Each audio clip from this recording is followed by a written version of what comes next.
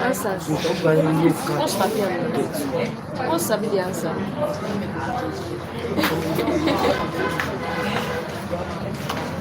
So, good morning, everybody. Basically, because of everyone, but majorly because of those of you writing UI post here.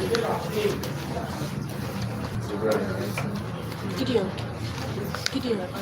So, let's quickly touch.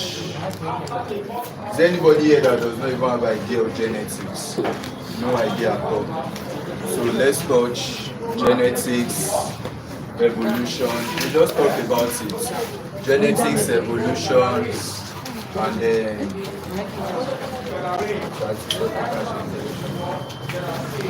genetics, evolution, and plant morphology. Is that taken? So, well, let's start with genetics. I'm not going to give you notes. I'll just explain what each of those things mean and how you deal with them. So, are you all ready? So if you are setting questions for you on genetics, there's nothing too advanced. They are just things that we've done before. But even the ones in 100 level 2, there was nothing much advanced except one definition of probably the gene pool, the gene mapping, the other things like gene dominance and all. So when you're talking about genetics, you all know the study of hereditary, how you pass on characters, traits from one parent to another offspring. So are you with me? So you got a lot of things from your parents, and that's why you look like your parents. So if you want to study how you got all of those things from you and your parents, then you study what we call genetics. How generation pass on information. So the information I pass on to my own children and what your parents pass on to you, what their great grandma pass on to them, their great grandpa and all. So that's what we study here. Now, whenever you are talking about genetics, you relate it to someone who we call the father of genetics. What's the name of the father of genetics? So that's Gregor Mendel. So Gregor Mendel helped us a lot to know what DNA is all about. Although he didn't call it DNA that time, he called it a factor. So that thing, that template that we can pass on from one offspring to another, we call it DNA. But he called it a factor then. He's a mathematician and he did a lot of things about genetics. If not for Gregor Mendel now, many of us will not know how we inherit characters. So now, when you're talking about genetics, there are some terms you use in dealing with genetics, a whole lot of terms. One is what we call gene. If you're going to inherit anything, what your parents send to you is the gene. We call it gene. You have talked about the basic cell theory before, that in the nucleus we have some things called the chromosomes. Abi, do you know chromosomes? Chromosomes are found in the nucleus, and these chromosomes are just DNA. So your DNA, then on top of the DNA you have sequence of bases. Those sequences are called your genes. So your gene is called the basic units of inheritance. That's the basic units of inheritance. Then you have what we call DNA. DNA is just your hereditary material. So it talks about that thing that you transfer, hereditary material. We don't want to waste time. That's why I just want to talk about them quickly. So everybody has his own specific DNA. Even if your mom and your dad check their DNA, there is a particular thing that is different between the DNA of you and your parents. Then when you're talking about chromosomes, chromosome is found Although there are a lot of things to study about chromosomes. If you want to study the shape, the structure, all of the things about chromosome, you have what we call karyotype. We have what we call, you remember in human, how many chromosomes do we have? 46, Abby. There's a part of human that is called autosomes. Autosomes. And we have a part that is called, what's that one called? Yes, the sex cells or the germ cells. So if you're talking about the sex chromosomes in humans, we have what we call the X and Y, so just two of them. So a pair of chromosomes forms your sex cell. Then 44 forms your autosomes. Autosomes are those ones that deals with your body. Anything that talks about the body in human, we usually call it somatic cells. Is that taken? So these are your autosomes. Then we have the sex chromosomes, which can either be X and Y if you're talking about a boy, Abby, and it can be XX if you're talking about a girl.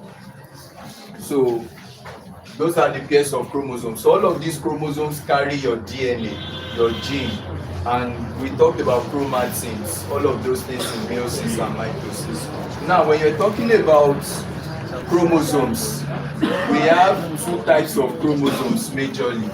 We have what we call homologous chromosomes. We are not meant to waste time here. I'm just trying to remind you of one or two things.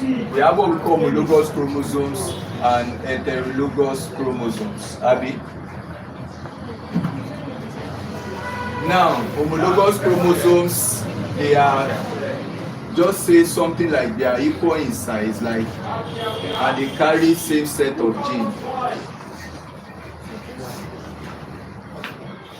So you inherit one from your mother and you inherit one from your father. So we usually call it homologous chromosomes, having the same set of gene sequence. So we also have heterologous chromosomes from the word hetero. So now the other character you have when you're talking about genetics is what we call genotype.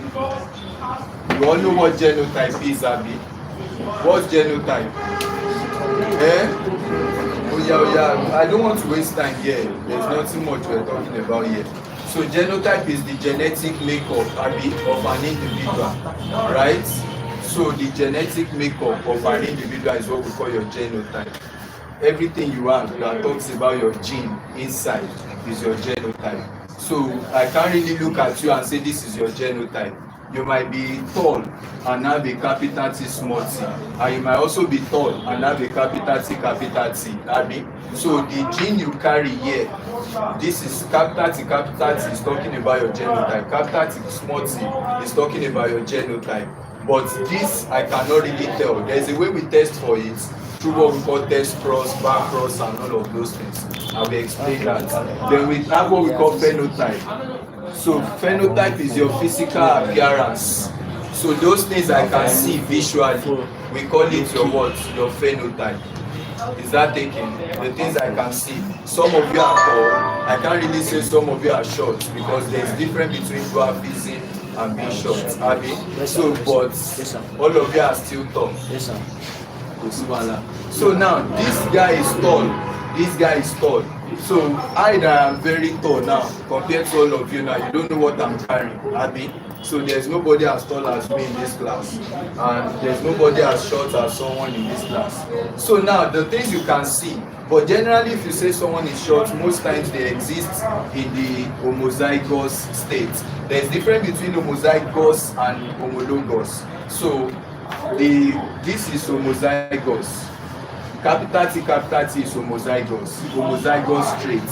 Now let's look at it. When you say so, you have an homozygous trait. Homozygous trait means that they have the same allele. So they have same allele. That's what homozygous means. Although I've not talked about what allele is, but I expect you to know this. We have talked about them over and over. So when you hear the word homozygous, it means same allele. And this is homozygous because it has the allele T and this other allele T, Abi. So they are all the same. And for this one too, both of them are what? The same. But these ones are what? Different. Then we call them heterozygous traits. Is that taken? So that one is, you already know what heterozygous is like that.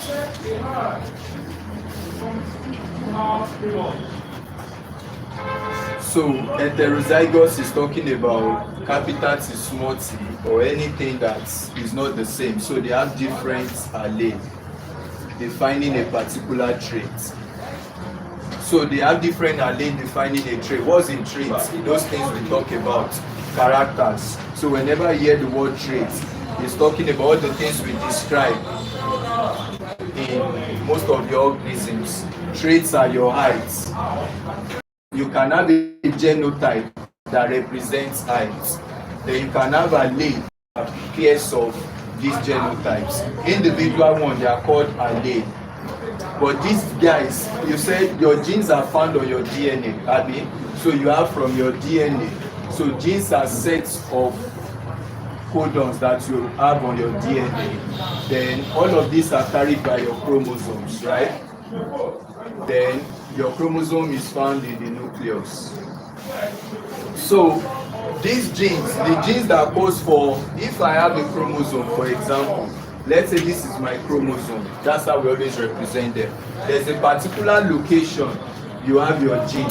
So if you can have a gene for tallness at this location. So individual of this gene represents, the two of them represent a character. Capital T, small t represents a character called height, Abi. So you can say that this person is tall because he has this heterozygous allele, Abi. Now, individual is called allele.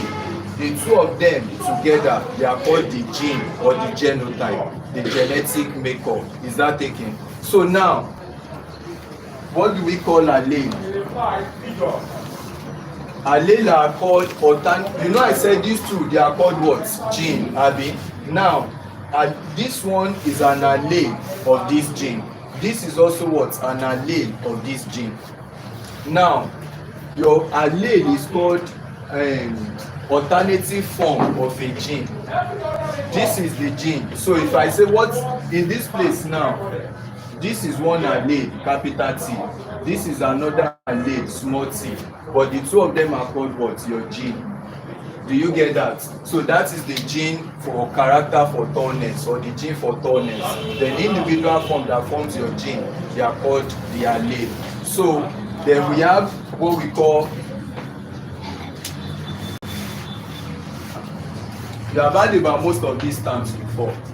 Now, when you're talking about allele, they are found at a particular location on your chromosomes. So that location is called what?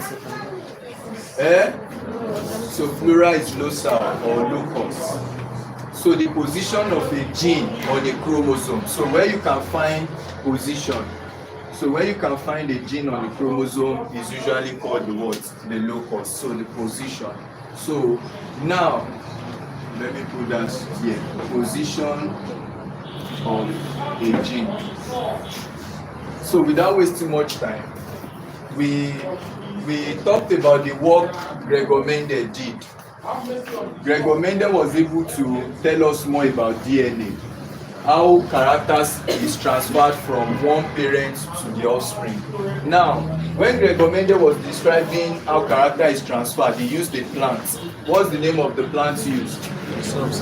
He used Pisum sativa. Abi, you need to know most of those characteristics. Most times, they don't really, all these times they can ask you questions on them, but not that much. But let's move on to see where questions are being asked. So Pisum sativa is it sativa or sativa? Now, this is what we call a pea plant, Abi. So a used pea plant. Now, this pea plant has a lot of characteristics that made Gregor Mendel to use it to study genetics. And what are those characteristics? They can ask you, the Pisum sativa has 7 traits. 7 traits that it's used. Flower color, I don't know if you still remember them. Flower color, the flower shape, Abi, the flower shape, the pod color, the pod shape, Abi, pod shape. What else? The seed, Abi, the seed, either wrinkled or smooth, then seed color too. You understand that? So he chose 7 characters of Pisum sativum in order to explain what genetics is all about. So he studied several generations of Pisum sativum and he was able to. And the first thing he did was that he carried out what we call the monohybrid cross. But before I move on to monohybrid cross, there's what is called a recessive character. So you can hear the word recessive trait. Recessive means a trait that will not express itself. It only expresses itself when it is in the homozygous state. So you only have recessive traits expressing itself, expresses only in homozygous traits. You have heard about that before. Now, what does that mean? If I say this represents someone being short, if I have this capital T, small t represents someone being short, but it will not express itself. This gene is present, but this person will still come out tall, Abi. So the small t is hidden. That is what the recessive trait is. The only time this person will come out short is when he inherits these two together and the person has it, then this person is going to be a dwarf. So only when the two are together in the recessive form, in the homozygous form, that is when it will be expressed. Do you understand that? If I say that the next one is dominant, so that I can take the two together. Dominant is the one. Dominant trait is a trait that expresses itself both in the recessive and in the homozygous state. Is that taken both in the homozygous and heterozygous states? For example, if you have capital T, if I say that T is dominant and T represents tallness and it is dominant over small t, so small t is recessive, which means dwarfism or short. Now, if I say capital T is dominant, which means that if I have capital T in the homozygous, when the two of them are the same, what did we call it? Homozygous, Sabi. So if capital T and capital T are present, then it is going to be tall. If it is capital T small t, this is what? Heterozygous, it will still be what? Tall. So a dominant trait will always express itself, whether it is in the homozygous state or what? Heterozygous state. Is that taken? So anybody that has this and have this will always be what? Tall. But this person is there, but it's not expressing itself, it is hidden. So we call it a recessive trait. Now, during Gregor Mendes, can I rub this part? There are things we've had before, especially those of you preparing for post-mortem. So I'm just trying to remind you. So you've heard about crossing before. So crossing is taking a character from one parent and mixing it with another parent. So that was what recommended in with Pisum sativum. Don't worry, plural, singular. So now, what he did was that he took a pure breed. A pure breed means you have homozygous traits for the parents. Pure breed, when you hear that. So he took a pure breed of the Pisum sativum, which is the first parent. Let's just, you know what this means every time you say it. And you know what this means, Abi. So he took a pure breed of the parent, which is capital T, and a pure breed of another one, which is small t. Whenever you hear the word purebred, that means they are both in their what? Homozygous state. Is that taken? So when you cross these two with these plants, this was the question you were asked in the post-tertiary, basic question. When you cross purebred, what is the genotype and what is the phenotype? So this gene, this allele will be crossed with this allele. Then you have the capital T, small t. This same allele will be crossed with the second one. You have capital T, small t, and this will be crossed with this. You also have capital T, small t, and this will be crossed with this capital T, small t. So you can see the first ones you have as the offspring, they are usually called the F1 generation. So that is F1 generation, or the offsprings that come from the first crossing that recommended it. So he took a tall plant and a short plant, and eventually when he crossed the two of them, all the resulting plants were all tall. So if you look at it genotypically now, all their genotypes are the same, Abi, from what you have here, although you cannot really tell because you cannot see. He was only looking at the plants. Now we're going to take examples because of those topics that I just learned. So whenever you cross just a single trait with another single trait, we call it monohybrid crossing. That's what I want to explain. So monohybrid crossing. So you take just a single trait. So what recommended did was to take a pure breed of tall plants and a pure breed of short plants. So the only thing he used, the trait he used was just height. Now I hope you're following this. The trait he used was just height. So he crossed a single trait, taking the homozygous and the homozygous tall and homozygous short. Then you cross them against each other. So the word mono just means a single trait, a single character. Then if you now hear dihybrid, please, because they ask questions on this, and when they mix the options, you might be confused. When you cross a single trait, just a single character, we call it monohybrid crossing. So what recommended for the first one was that he crossed a single trait. And now look at what he did. He took the tall plants. So the traits was height. The trait was height. Then the plants, the first one, very tall one.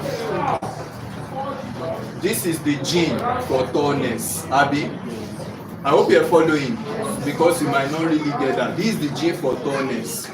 Then will this person be tall or short? Learners. Is it recessive or dominant? Recessive in the homozygous state. So now, these are the gene. Then this gene will separate, because that will lead us to the first character. So this gene will separate to give us this T and another T. Now, this single T, from what I've said before, what do we call this single T that comes from this gene? Allele. So this allele, sometimes you can just refer to them as gametes. You will inherit one from your parents, from your father, and one from your mother. So that's what is happening here. So now, these are the allele 2 here. Now, when you cross them, it will cross this, one from the parents here, and one from this parent. So just cross it like that. It's random events. This can mix with this. This can mix with this. This can mix with this. This can mix with this. Is that taken? That's how we did the crossing. So from what you have here now, you will now have the offspring. So when parents meet, they exchange gametes. So this is one gamete with another gamete. And this is going to give us your capital T, small t. Then this one, you cross it with these two. So you will have it like this. Then that is also capital T, small t. Then you cross this with this. That is capital T, small t. And you cross this with this. So at the end of the day, they can ask you that what is the genotypic ratio? Since all of them are looking the same, everything is what? capital T, small t. There is nothing like capital T, neither do we have small t, abi. So everything is 100% this. Do we get that? Now, if they say that what is their phenotype, everything is still what? Tall, abi. Is there anyone short here? This person is tall. I told you that this one will always express itself, even if it is in the heterozygous state. Now, the only thing I'm just explaining here is what do we mean by monohybrid cross. So what did I cross here now? Just their heights, abi.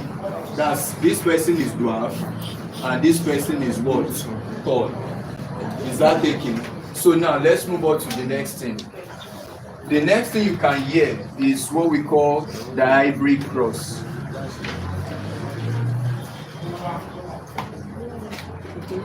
Now, you already know from the word monohybrid and dihybrid like that. That means two words, two characters, and you use the key plants. Now, what's that gene for the pod? Let's just say the pod shape. It was using green, yellow, abi. Which one was dominant? The smooth or round and wrinkled, abi. So looking at the pod, the cover, it can either be smooth or wrinkled. It can either be green or yellow. So this one is just talking about the color, abi. Color is also a character. You are either yellow, you are either black, you are either brown, whatever it is. Now, smooth or wrinkled, that is just talking about the texture, abi, the shape of what you have. So now, it's taking just these two characters together. So when you cross two characters, we call it what? Dihybrid. It's not only crossing heights now, it's called crossing two characters. Is that taken? Many people used to make mistake here. There was a question on this that the person chose 4. Choosing 4 means that the person is thinking about green, yellow, and what's it called, smooth and wrinkled. Taking the 4 to be the thing that's what the hybrid means. The hybrid is focusing on the character. What is the character we are focusing on here? What is the thing we are focusing on here? Shape and the texture of the pod. Is that taken? So whenever you cross two characters, then we call it the hybrid crossing. The hybrid cross, we used to use Punnett square. So let's say we are using, let's say smooth is dominant over wrinkled.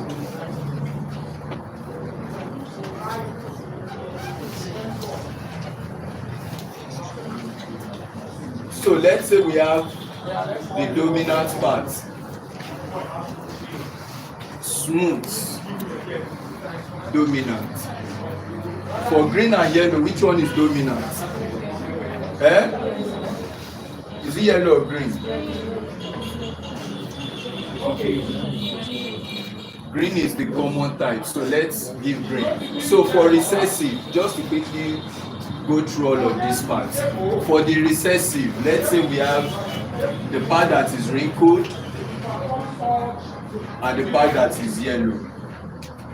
So now, the allele that I want to use to represent the shape is capital R and small r. Let me take capital R. Therefore, color, I want to use Y to represent the color. Now, if I have this part now is representing, let's say, the shape character, which means that it's going to be smooth when it is capital R. It's also going to be smooth when it's capital R, small r, abi. But it's going to be wrinkled because I already said that should be recessive, abi. So it's going to be wrinkled when it is small r. This one is going to be green when it is capital Y, because that's what I'm making the dominant, right? And it's going to be green when it is like this. But the only time it will be yellow is when it is like this. Are we following that? So now, you remember what he did here? He used pure breeds, Abi, for the first generation. He still crossed the second generation, but I will talk about that when I get to test crossing. So from what we have here, I'm only using this to explain the hybrid. What he did was to cross the first generation. So the first generation was, he took a pure breed. You know he want to cross two characters. So he took capital R, capital R. What does that represent? The shape, Abi. Then he took capital Y, right? That represents what? The color. So this plant now is going to be smooth, Abi, and it's also going to be green in color.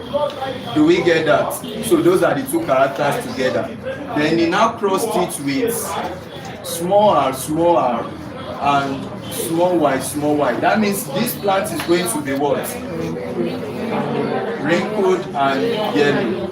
But the characters have to go together. These guys will segregate, they will separate. They will give us T and T. I want to do for the F1 and F2 generation. So then this will be T and T, right? So when I cross, how do I do it? This and this will be crossed with this. I didn't do this for this because it will be very long and it will mess the board. So we use what we call Punnett square. I want to use Punnett square for this so that when you learn that, we can now come back to this. Because of some of you that might not know what that is all about. So crossing this with this, we have this. So these are your gametes. That's what first law states, that they will segregate to form gametes. The character is what? Height. I will talk about the first law soon, don't worry. Now, this one, crossing this again, we have this. Adding, then crossing this again, we have this. And crossing this again, we have this. It's because I still want to talk about plant morphology and I still want to briefly discuss evolution. That's why I'm rushing through everything. So now, from what we have here, this is the first generation, Abi. Are we there? That's the first generation. I can decide to not use this way. I can do what we call Punnett square. So for Punnett square, you separate them. You have segregated them. So the one for this side, you will have capital T and capital T, Abi. Then for this side too, you have small t. So after you have segregated, this one is for the tall plants and this one is for the short plants that you want to cross. So after you have separated them into gametes, you draw something like this. You put the tall, these two, you put them on this side. Then these two, you put them on this side. Is that taking? Representing which one is the short, representing which one is the tall. Then you start crossing them. So you take this to this and this, that will give you capital T small t. This and this, that will give you capital T small t. This and this will give you capital T small t, and this and this. So you can see that we still get the same result. So this is called Punnett square. So you can use Punnett square to do our crossing as generation. Maybe these guys will come out again. So you have to cross these two together, the second generation. Imagine a father that is tall, a mother that is very short, and they gave birth, all their children are very tall.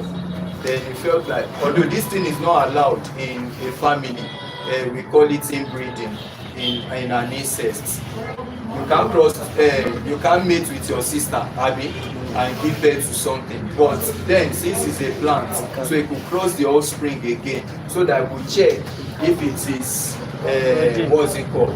The city will come out again. So when you cross this, so if you cross this, what will you get? So first thing is to segregate them, Abi, separate them. So you will have capital T, small t, Abi. That's why it said law of segregation of gene.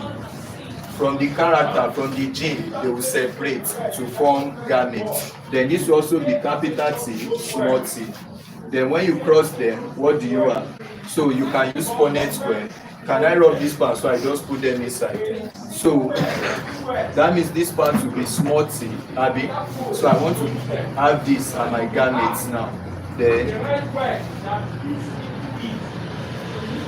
this part will also be what? Capital T, and small t, right? As I've had my, so I can cross this and this. What will I get? Capital T, right? I can cross this and this. I'll get capital T, small t. I can cross this and this. I'll get capital T, small t. I can cross this and I'll get small t, small t. So which means that the offsprings for this now will be capital T, capital T, capital T, small t, capital T, small t, and small t, small t. So if I now ask you that what's their genotype? In this case now, the genotype here, you can see this guy is not the same as this guy. So it starts its own genotype. But will it be tall or short? It will be tall. So the genotype for this, for the second generation, is going to be 1:2:1. When we start solving questions, you see most of these things. So 1:2:1, that's the genotype. What will be the phenotype? As simple as this thing is, even in our own exam in UI, they still ask us this basic thing during the test. Now, what is the phenotype? The genotype, as simple as it is. So, from what we have here now, this, you know, we say phenotype is the physical at 1:1. That means there are 3 of them that are tall and then what? That is short. Do you get that? So that is for monohybrid cross. This is called the second generation. Now there came a confusion again. Look at the first confusion. I cross something that is short. Please listen to this one, especially those writing UI. I cross someone that is tall, because these are the aspects they can ask you questions. I cross someone that is short and I cross someone that is tall, and all the offsprings were tall. Then there was a confusion. I hope you're getting that. There's a confusion. These shots that I started with, where did they go? That's why I had to do the crossing again to know where that guy is. And when I crossed it again, eventually I now had 3 of them that are tall. You know they are planned, so you can really see them. I have 3 of them that are tall and 1 of them that is short. Then that means that gene must have been hidden somewhere. And that's where the first law of dominance and recessive came out from. That you will always have a gene that is always dominant over one, either in the heterozygous or in the homozygous state. Then the second thing is that this one can only express itself when it is recessive. Then the second confusion. If these guys, all of these guys are tall, then what is the problem? How do I know if this guy is TT? You know, that's his tall. How do I know if this guy is TT? That's also tall. That's another problem. This guy that is tall, what is he carrying? Is it this or is it this? Then that's where another term came from. I will still come back to this. So let me just move on to that term so that you understand it. So that term is called test cross.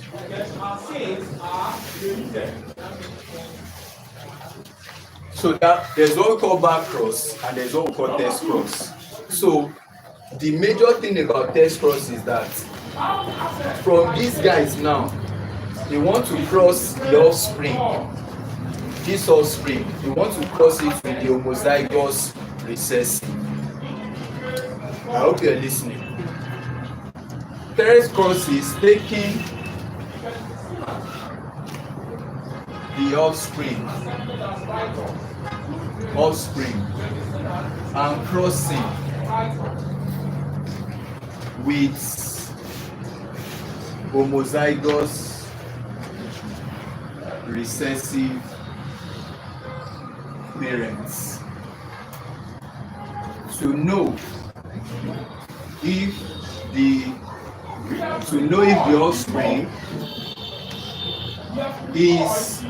offspring is heterozygous tall, hetero or homozygous tall. So let's prove this theory. I'll come back to this again so that you understand the hybrid cross. We will do the same thing if you understood that part. And I will tell you what law of dominance and law of segregation and law of independence assortment. So now, let's look at this quickly. In a test cross, you know I told you the confusion here. You have 3 of them that are what? Tall. and you have one that is what? Short. But these three that are tall, since his gene is inside, you really cannot tell for the plant. What do you tell for the plant? He had to cross again.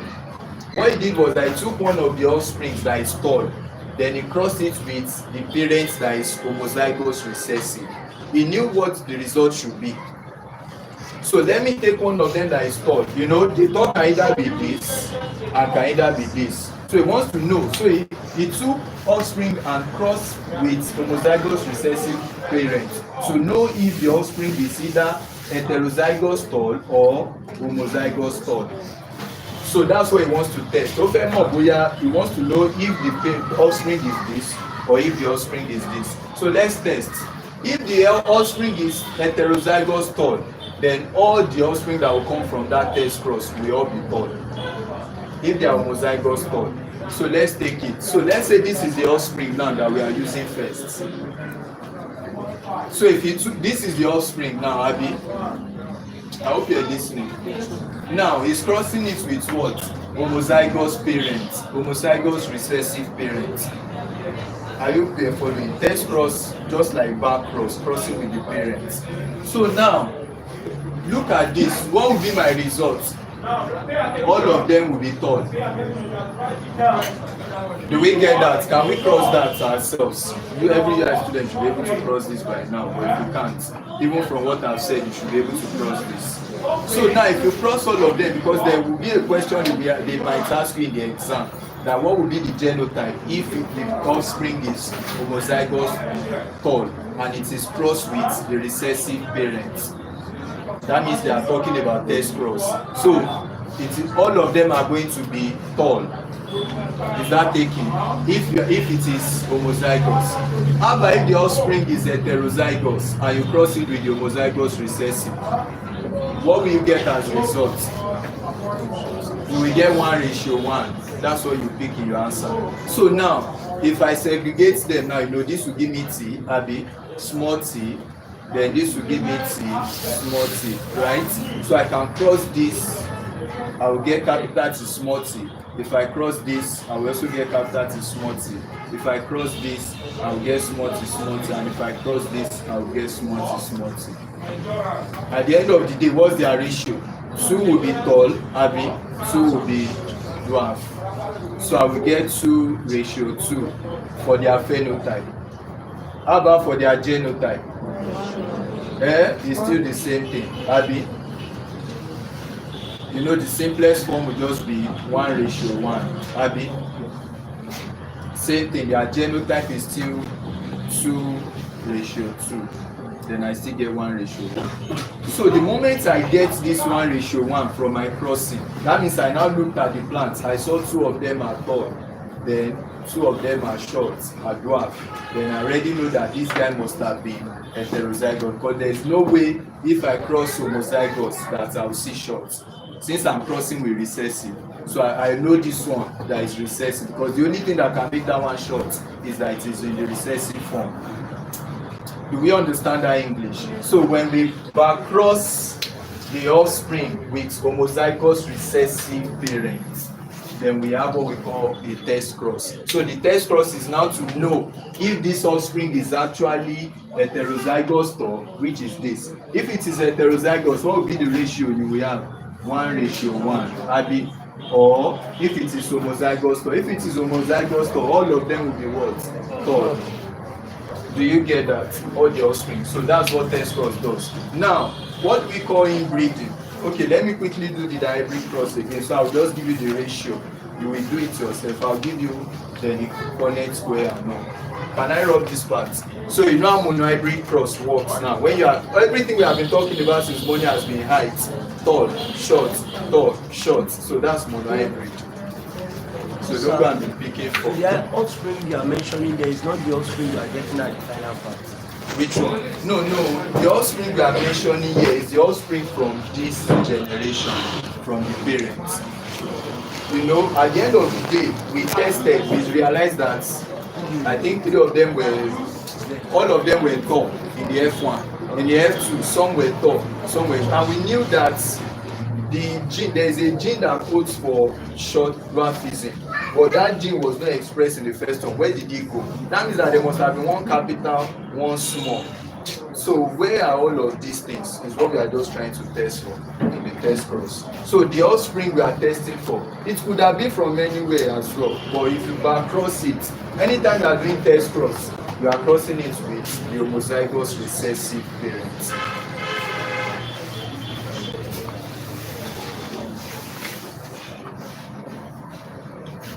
So now,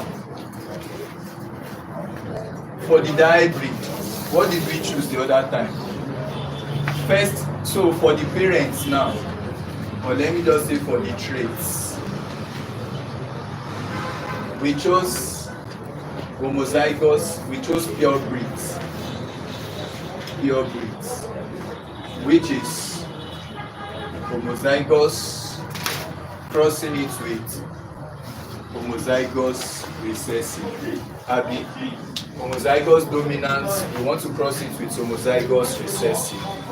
Now, how many traits do we have here?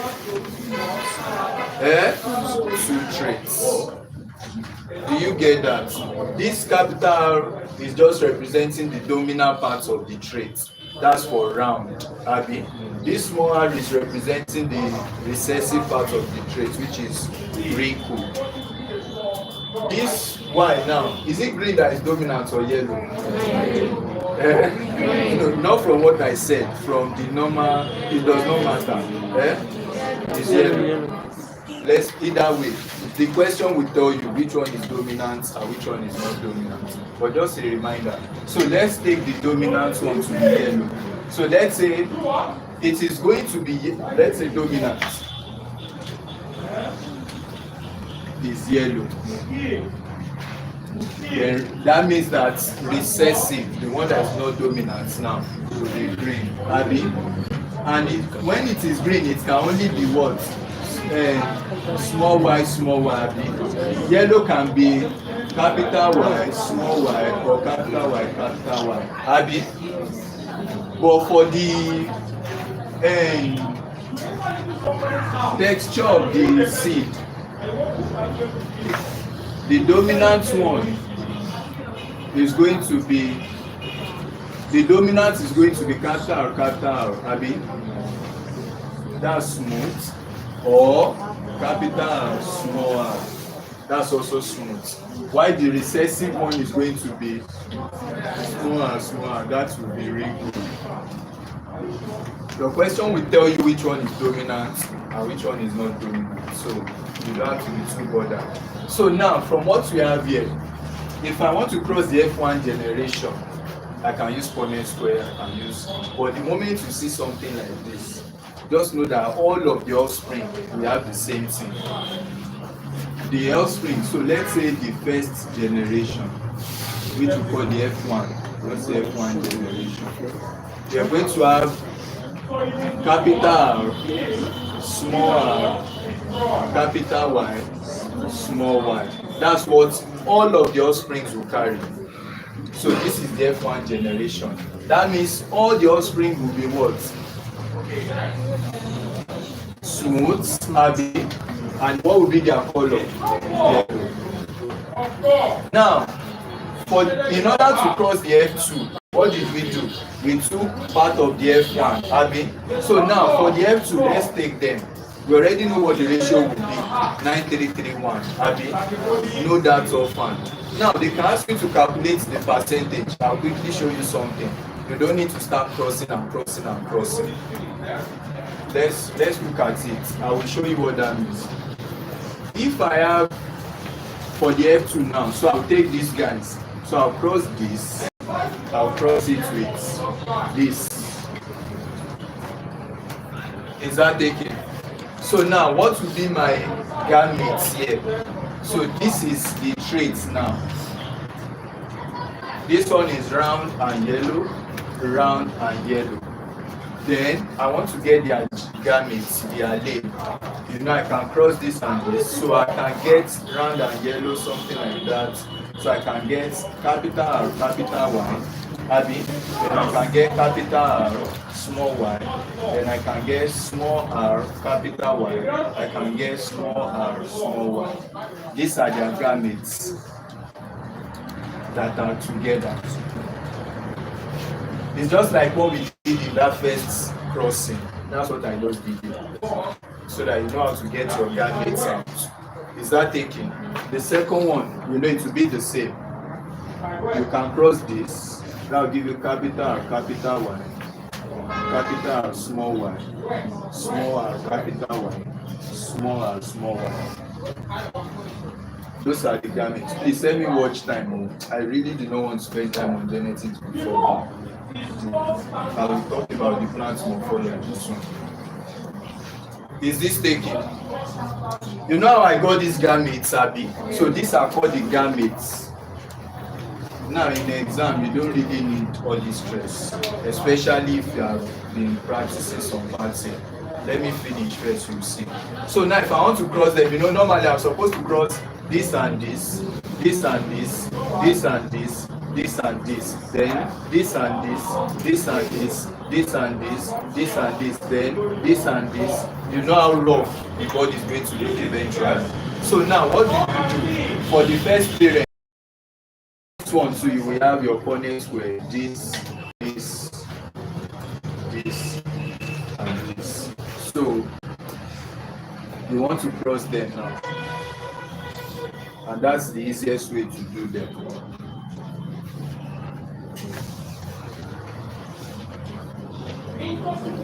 So this represents the first parent. Let me just do this. And this represents the second parent. So now, in order to get your offsprings, then you might have to just cross this and this, Abi, cross this and this and this, this and this, or you just go on. If I cross this now, how will I get? Capital, capital, capital, capital Y. Then this and this, capital, capital, capital Y, small y. Then this and this, capital, small y, capital, capital Y. Then this and this will be capital, small y, capital Y, small y. Abi, do you understand that? If you do this too, this will be capital, capital, capital Y, small y, capital, capital, small y, small y. Then this will be capital, small y, capital Y, small y. Then this will be capital, small y, small y, small y, right? Then this will be capital, small y, capital Y, small y, capital, small y, small y, small y.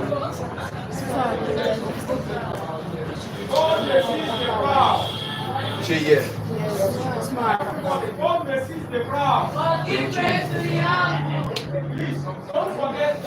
Is this correct?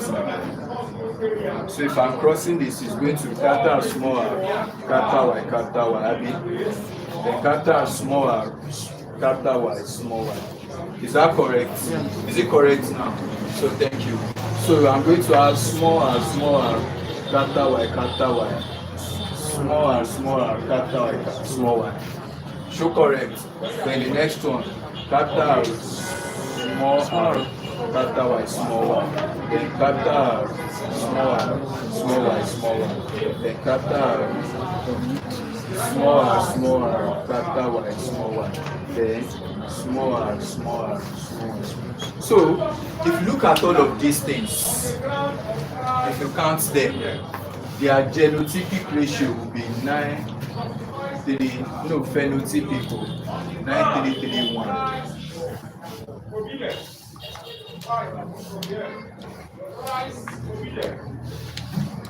If you want to check the genotype, it's plenty. So most questions will be around the phenotypic ratio. So let's look at the phenotypic ratio again. If you look at these highest, this is the clue I want to give you. They can ask you to calculate the percentage in the exam. You don't have to start counting. This highest must have come from the two dominant. When you have the first character dominant and the second character dominant, then the phenotype will be 9. When you have the first character dominant and the second character recessive, their ratio will be 3. When you have the first character recessive and their other character dominant, their ratio will be 3. When you have both of them recessive, then their ratio will be 1. So if they now say you should calculate the percentage of the, they will bring it in their name. You already know which one is dominant. So if I say what is the percentage of those that are smooth and green, what is the percent in the F2 generation? What is the percentage of those that are smooth and green? Smooth, is it dominant? Green, is it dominant? No. So that means what's their ratio in this guy? 3. If you check it, you will see that it will be 3. Those that are smooth and green will be 3. So that means it will be 3 over what's the total number? 16. 3 over 16 times 100. You know, you don't have to start crossing. The brain, the moment you look at the 2 characters and one of them is dominant and one is recessive, just know that it is 3. That's the clue I'm trying to quickly show you. But you can check them out if you want to start checking on your own. Go and check them. Let me just quickly talk about this one. Is it round and wrinkled or round and yellow or whatever? What's this one? Smooth and what? And yellow. That's 1. How about this? Smooth and yellow. How about this? Smooth and yellow. How about this? So smooth and yellow is now 4. Abi. Now smooth, is it dominant? Yellow, is it dominant? That means the total number of smooth and yellow we should get here should be what? 9. So if I say what is the percentage of smooth and yellow, what will you do? That means you're going to say 9 over 16 times 100. That will give you your answer. Because you're already seeing that smooth, dominant. Yellow, dominant. So if they are dominant, that's 9. Do you get the point I'm making here? Instead of starting to count or wasting time on it, they can ask you because they expect you to know some things offhand. Because if you don't know what I've said here now, you will have to start to draw, and that will start wasting your time. And at the end of the day, you will have to probably take your time to answer that. So if I now say what is the percentage of wrinkled and green in this F2 generation, what will be the percentage of wrinkled and green? 1 over 16 times 100. Because wrinkle is recessive, green is also what? Recessive. Shotiye. So let's leave crossing. So let me just quickly explain those laws of Gregor Mendel. Please, do we know the hybrid cross now? And know the term, character, gene, genotype. They are different things. So don't just take them for because it cross yellow, green, smooth and wrinkled. I now said it cross 4 characters or 4 traits. No, the 2 characters are color and shape. Shape gets or color and I think it's texture. So can I rub the board? So yeah, let's quickly move on to the laws. I'll just quickly give you the laws. So from the first crossing that I did, Gregor Mendel laws, although there are like 3 laws, but we focus more on 2. Let me just give you the first law based on our level. First law is known as the law of segregation of gene. Law of segregation of genes. What is the gene that code for tallness? Abi? It can be capital T or capital T small t. So if I cross this with gene that code for dwarfism, that is small t. So Gregor Mendel is stating that for every character, there's a gene that codes for that character. And during crossing, each of those genes, or during mating, because crossing simply means mating, coming together. So during crossing, each of those genes will segregate, will separate. This one will go its own way, this one will go its own way, forming what we call gametes. Do we get that? So this is the gene now. So each of these genes will separate, forming gametes, and these gametes will now combine, abi. So this will also segregate, separate. Then these gametes will now combine to form the offspring. That is the first law. So during crossing like this, each of the allele of the gene, every gene codes for a particular character. So there's a character we are talking about here. What's the character we are talking about here? Height.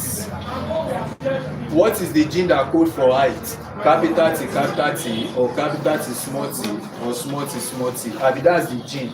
So during, if these guys will now mate, if this and this will be crossed together, they must give their gene independently. It's not a law of independent assortment. This one will cross, this one will go its own way, this one will go its own way. Then at the end of the day, you will cross them and you will have the offspring. So which means that offspring will get one gamete from the father and one gamete from the mother. So the first law, that is known as law of segregation of gene. So you go from character to gene to gamete. Do we understand that statement? Eh? If you don't, stop. So the second law, bless you. The second law is called the law of independent assortment.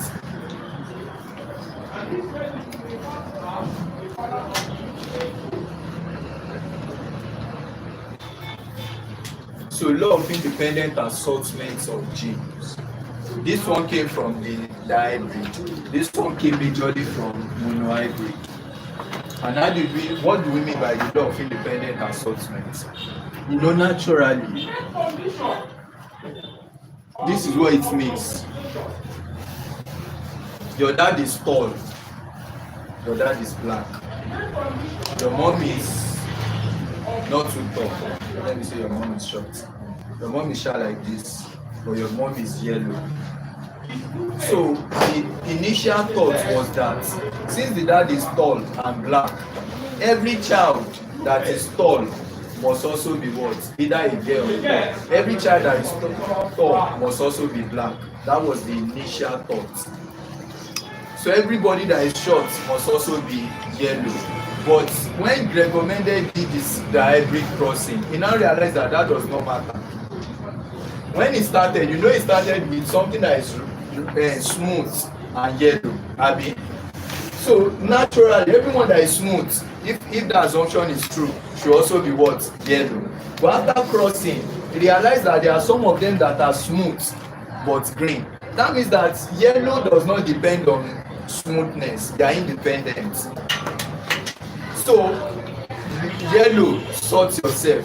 Round and smooth and rough, sort yourself. Let's recombine independently. I hope you're getting that.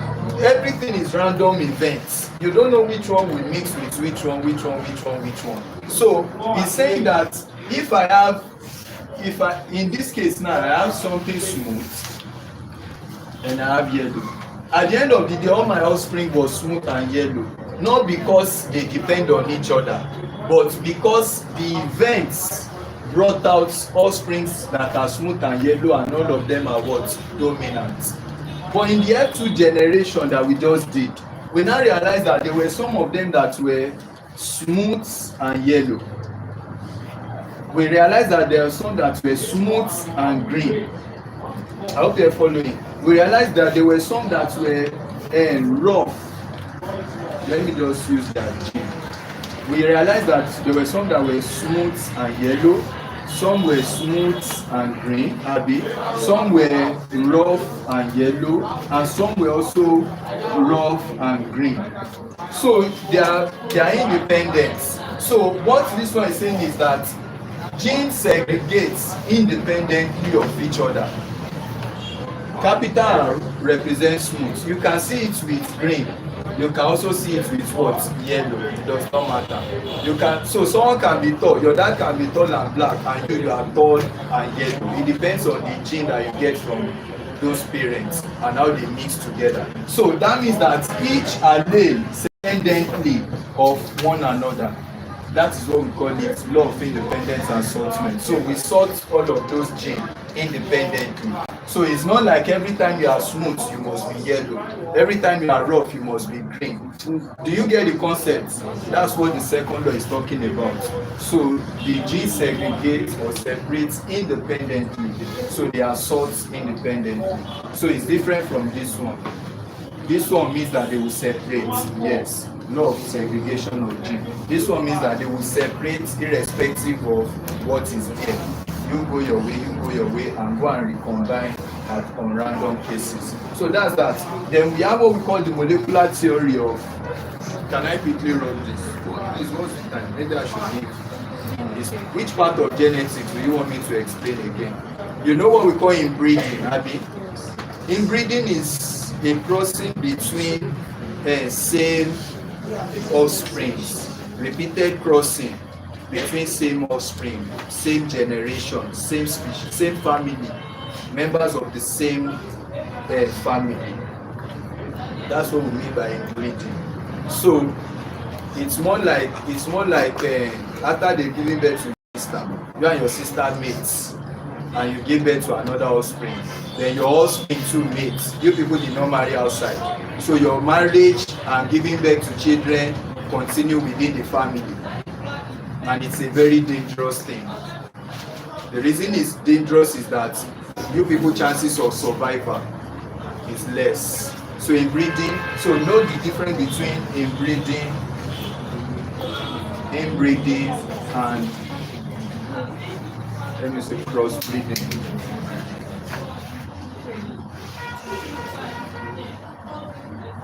So inbreeding is within, just say within same, so that you understand when you are solving questions. Same group of the same species. Not really species, no, species can mean humans of the same family. So ancestors, same ancestors. Do you get that? Same ancestors, but this one different ancestors or different families. That's crossbreeding. So, and this one has higher chances of survival. Higher chances of survival. I might not say much about, I think I'll just quickly brief evolution. I'll just rush through evolution now. But I will remind you of one or two things you need to do again about molecular genetics. This one has lower chances of survival. Because at the end of the day, it will get to a stage that most of the offspring they will be given is recessive. And most times recessive gene can be a disadvantage. They are the ones that used to give diseases. And if a disease will express itself, it has to be in the recessive stage. So they might not survive. This one leads to what we call hybrid vigor. Hybrid vigor. So the offspring will be, they have that chance to survive. They will be strong. They can withstand competition, and they will naturally be selected compared to this offspring. So imagine you and your sister, you are so dull, and you are now giving birth to dull children, and your children that are dull still give birth to, it will be worse. I'm just saying. But imagine that, and also even if you feel like, okay, you are intelligent and your sister is intelligent, let's give birth, and you give birth, the children will eventually, when we crossed the F2 generation, we saw that there was a gene that was hidden. So the gene of being dull would have been hidden. So if those guys cross again, then they will give birth to dullness and intelligence. Then if they cross again, eventually everything will now lead to everybody being dumb. So that's why this one. But you can decide to explore generations, and through that you give birth to a hybrid that are of instinct. I think in your question there was a question on inbreeding depression. Abby, what is inbreeding depression? We'll still solve all of those questions together tonight. It's just talking about the chance when you have inbreeding normally between incest, between younger family, between the same family. there's high chances of developing diseases, sickness, and all of those things. And that will happen when it happens between the same family. Abi? So we'll talk about that. Now, molecular, I'll just summarize this one. Then there is this sex-linked character, sex-linked traits, and all of those things. Maybe when we start solving questions, I will be talking about those ones. But I need to know. Maybe I should talk about gene flow. There's what is called gene pool, gene flow, genetic drifts, mutation. Let me talk about them quickly on evolution. Gene pool is just talking about collection of genes of the same population of a particular species. So you have a collection, the total collection of genes. That is just like a pool of water, a pool of genes. Oh, I'm coming back to that. I'm coming. So now, before I move on to evolution, before I now talk about plant morphology, what's it called? Molecular genetics. We already said all of us are made up of DNA, Abi. Now, some organisms are made up of RNA. So please, basically, you need to know the difference between DNA and RNA. We are not going to say much on it. Both your RNA and DNA, they are made up of repeating units of what we call of nucleotides.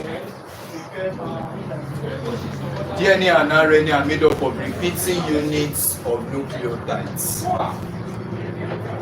What do we mean by that? Nucleotide is made up of, like, what makes up DNA? You know, it's just like when I say, what makes up protein? What makes up protein? Amino acid. So if they ask you that what makes up DNA, what will you say?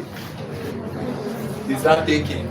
If they say what makes up DNA, repeating units of nucleotides makes up DNA. Repeating units of amino acid makes up protein. Repeating units of nucleotides makes up RNA. Is that taken? So we want to differentiate them. Now this nucleotide is divided into 3. So if you look at the structure of your DNA and all of those things, double-stranded DNA, blah blah blah blah blah blah. Each of these parts of this DNA is your nucleotide. So what makes up this nucleotide? They are 1, pentose sugar. Pentose sugar. Next is your nitrogenous bases.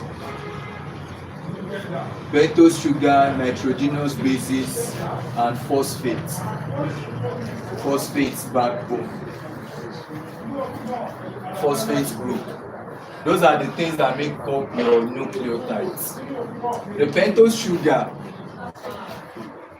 can be of 2 types. Ribose sugar, and deoxyribose sugar. When it is ribose is where we got RNA from. So ribose gives us RNA. Deoxyribose means removing oxygen from ribose. Then we have DNA. So nucleotides forms your DNA and RNA. But the 3 parts of nucleotide, your RNA is single-stranded. Your DNA is double-stranded. Those are the differences. The bases between them, so these nitrogenous bases are 2 types. We have the purines and we have the pyrimidines. Your DNA is made up of repeating units of nucleotides, and those repeating units are your pentose sugar, nitrogenous bases, and the phosphate backbone. So now, your pentose sugar is either deoxyribose or ribose. So if they ask you, what's the difference between DNA and RNA? The sugar in DNA is deoxyribose sugar. The sugar in RNA is ribose sugar. Then the other thing is that the nucleotide has what we call nitrogenous bases, and those nitrogenous bases are purines and pyrimidines. Just remember the Y. There are 4 major parts. Anyone with Y, example is thymine. That's an example of pyrimidine. Thymine, that's how I used to remember. Is it cytosine? So there's cytosine and thymine. Then with them you now have uracil. We know why I say uracil. So your purines are, let me put the first one, adenine and guanine. So now, what's the difference between DNA and RNA? They are made up of these bases, but this uracil is found in RNA. Uracil is in RNA. Thymine is only found in DNA. That's what you need to know. So everywhere you see thymine in DNA, it will be uracil that will be in RNA. And when these guys pair together, what join them together is hydrogen bond. Hydrogen bond join these guys together. A is always paired with C by a double bond. C is always paired with G by a triple bond. That's what pair them together, if you remember. So that means that if it is in DNA, A and C will go together. If it is in RNA, A and U will go together. Did you get that statement? Your DNA is made up of those repeating units. So let's say these are the strands of your DNA. Please follow. Now, these double strands, I don't want to say deeper, about 3', 5', whatever. Now, these strands, there are repeating units of the bases.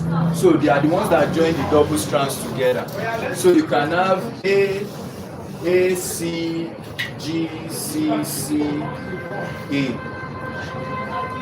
C, and so on. So they can ask you a question like this. They will give you these bases and they will say that, what are the complementary strands? That means that if it's at what will be with it? And from what I just said here now, A always pair with what? C. So if I say for DNA, that means that what will be here will be C. What will be here? G. What will be complementary to this? Do you get that? G always pair with C, A always pair with C, and C always pair with G in DNA. So this is DNA. If it is RNA, that place we have A, then it will be pairing with U. That's the only difference.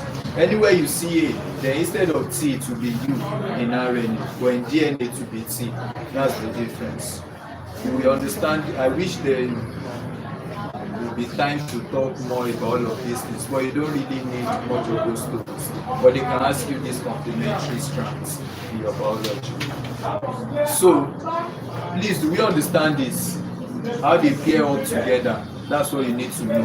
Now, you can complete the rest. So, what will be here? Oh yeah, what will be here? What will be here? What will be here? What will be here? So, you always pair with C. Just remember arts. Then automatically you remember the rest. Arts, A will always pair with C. Then that means C will pair with G. So that's what you have. Now, this is an ask where they can ask you, and maybe one or two things, and this repeating units of nucleotide. I'll try as much as possible to set, even if it's 5 questions on this, your mock exam on biology, so that I deal with that. Then, there's no time, whose 1,000 is that in this generation? It's not your money. Whose money?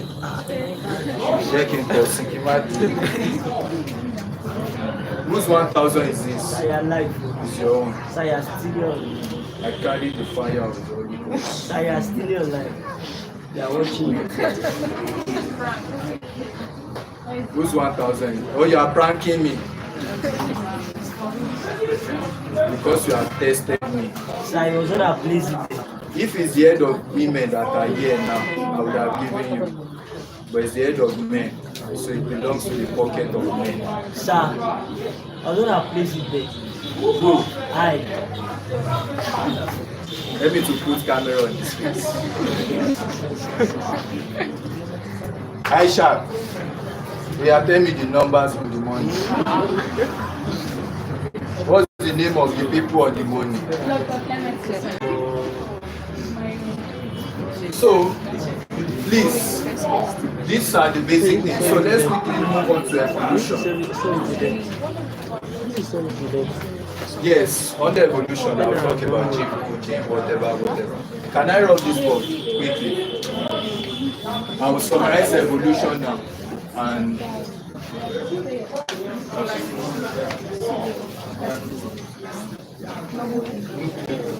is this your pentose sugar and nitrogenous bases are called nucleosides.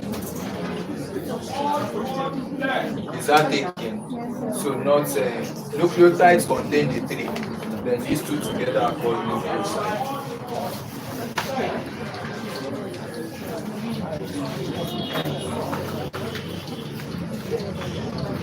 So can we move on?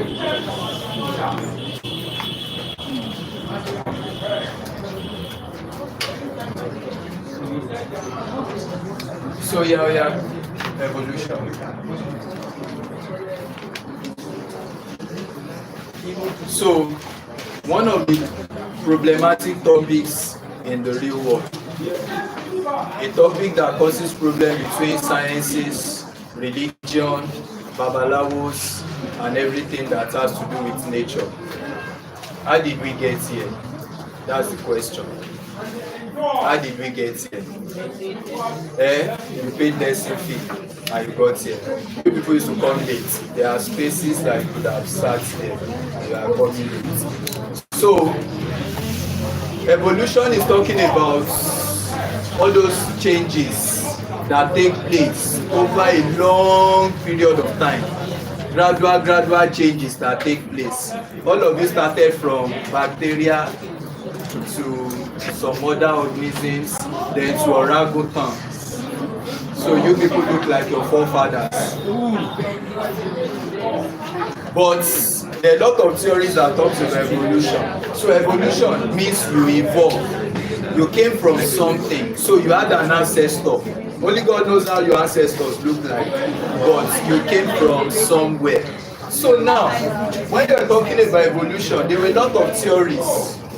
So the first thing is to know the definition. They can ask you the definition of evolution.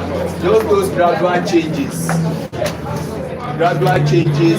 in short, that takes place over a long period of time. So we start from organelles, cell, blah blah blah. So there are a lot of theories about evolution. So what are those theories? You can talk about them, but I will just focus on two guys quickly and to remind you about what those two guys talked about. So there was this Jean Lamarck's theory, Abby. Jean Lamarck's. So there is Jean Lamarck's theory of evolution, and there is Charles Darwin, Abby. Charles Darwin theory of evolution. Jean Lamarck's theory is also known as the law of use and disuse. Is that taken? So he talked about the law of use and disuse. What this guy is saying is that what you use the most in your life, you get used to them. And the problem is that if you now acquire them, he now said that acquired traits are transferred to offsprings. But this is a lie that was proved wrong by Williamson. What was that man's name? August. That did the thing, that cut the tail of rats.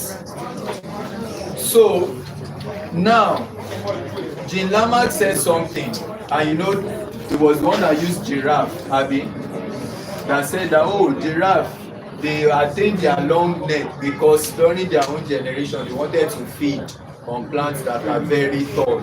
So as they were continuing to stretch the neck, with time their neck became longer. And that's why those of you that used to cheat in exam, with time your neck becomes. So use and disuse. If I continue to gym, it's been long I even do all those exercises. If I continue to gym for long, then I build muscles, I build everything, then because I continue to do that thing over and over, it will become part of me. And at a stage, you see me be walking like Johnny Bravo everywhere that I go. That is over and over for a long period of time. And at the end of the day, he now said that because me, I now look like Johnny Bravo, when I get back to Samuel will come out like this.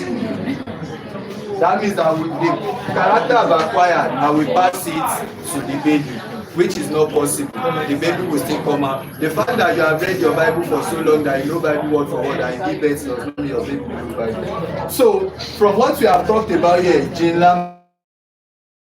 so you will notice that some people, immediately they give birth to them, they like using them to eat. And I think that's what I don't use them for anything.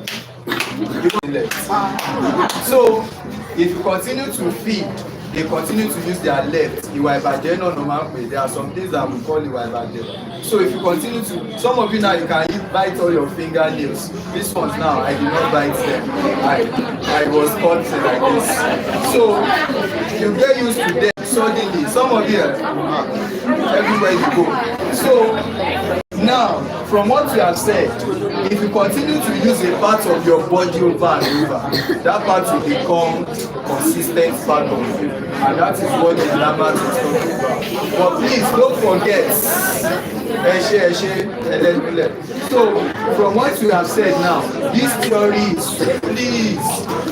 theory is wrong. Is that taking? This theory does not really bring about evolution. So you can't, whatever you have, at the end of the day, if the person dies, it goes with the person. It cannot be passed on to general offspring. But Charles Darwin now came with another one that is called natural selection. And I think natural selection is what we are actually doing now. A lot of you get to a particular environment that there is competition here and there. So first thing is competition. So organisms fight for food, organisms fight for space, organisms fight for mates. Just imagine that in this whole world now there are only 4 men for all the women. There will be natural selection. Who will be fighting the most? Women. What concerns men? Men will just be strolling like, say, honey, you can marry on me. I'm happy. So, for the competition part, organisms will fight for a whole lot of things. And eventually, the organisms that are striving to survive, so it will not be a choice of who cooks better, who gives me this better, who smiles at me better. You frown like this, you go to your mother's house. So the competition, by the time they are selecting food and all of those things, then some will develop some characters. Then we use what we call the Darwin species to explain his own theory. Today now you have different birds with different mouth parts, depending on the ones that feed on seed, the ones that feed on flesh, and all of those things. And you talk about those under adaptation. So you need to know the type of legs different birds have, then the type of beaks they have. Some of them feed on seed, all of them evolved from single species of birds. But because of the environment they found themselves of our normal population into, so is it that the person is bringing that Oyibo nature to my nature and eventually we give it to ground? But I'm just saying. So now gene flow is just introduction of a new gene into population. That's gene flow, like gene flowing from one population to another one. And so just basic introduction of gene. Introduction of gene into gene pool. So in such scenario now, what do you expect? You expect the new generation that will be coming from us to be slightly different from what we used to have. In a small population, Many of you have been walking before, and there are these small insects, and you are just walking with your big leg, and you just step on them. You never knew. There's a small population of people that used to have, I'm just saying, let's say this is a population. Most people in this population, they used to have capital T, capital T, capital T, capital T, small t. Capital T, small t is just small. All of the people there, then they have small t, just small. Then disaster just happened. Disaster can lead to genetic drift. Disaster. Now, probably there's sudden flood, and that flood just carried people from this area. You know, if the population is big, do you understand that? So genetic drift, first thing you need to know is that it only happens in a small population. In a population that we only have female, just 2 female, and thousands of male. And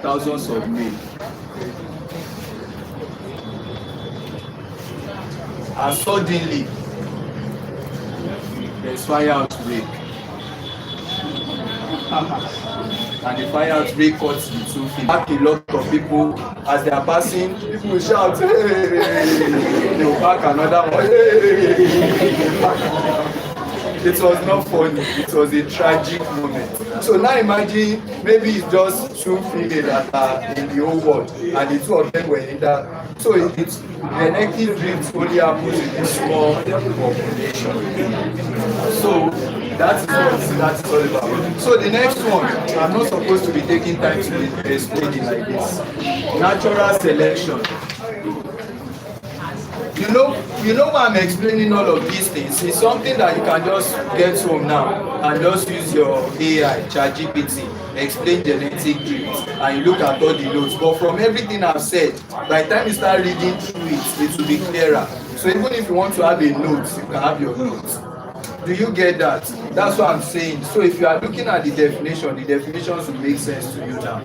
If you just type ChatGPT, explain gene flow, explain genetic drift, explain natural selection, then it will make you understand it better and then. Do you understand my point? So the only thing that can lead to genetic drift are usually disasters, probably fire outbreak, flood, and all of those things. Natural selection, we've talked about that before. So in natural selection, it depends. Sometimes you will see in some environments, all this at a time, you will see most of those green grasshoppers during rainy season. There will be plenty. Then during dry season, green would have gone, it will be brown grasshoppers. All because most of those things now, maybe toad and all of those things are feeding on them. And in an environment that is green, this is a green environment. Then there is brown grasshopper and there are green grasshoppers. Please listen to that. Now, green grasshoppers, brown. If something is coming to feed on them, reptile, probably lizard or toad or anything, who do you think you will see easily? So with time, nature will naturally select all the ones that are green because they are fitted, they are adapted for what is going on. Do you get that? So at the end of the day, all the brown might have been eliminated, or just few will be left because the environment favors the green ones, and that's a part of natural selection. So you just select those that are best fit for that moment. You can read more about that. This from the theory of. Then the next one is mutation. So not good. Don't use definition. Nature naturally selecting best adapted or best fitted to an environment. That is natural selection. So mutation is just talking about sudden changes in your genetic composition. What led to this sickle cell is mutation. There's a sudden change between valine and glutamine because we didn't talk about the amino acids, so I might not talk about that. So you have sudden change. Someone that has a particular sequence of gene and all of those genes code for a particular amino acid, and eventually if there's a sudden change, then the person is said to have mutation. Smokers too can have mutation. So that's why someone can be smoking and the person will have cancer. So all because there's a sudden change in something that is regulating some things in the body. There are a lot of things to talk about mutation, but due to time, mutation is just defined as a sudden change in the gene composition. And who gave us the theory of mutation? Dihybrid.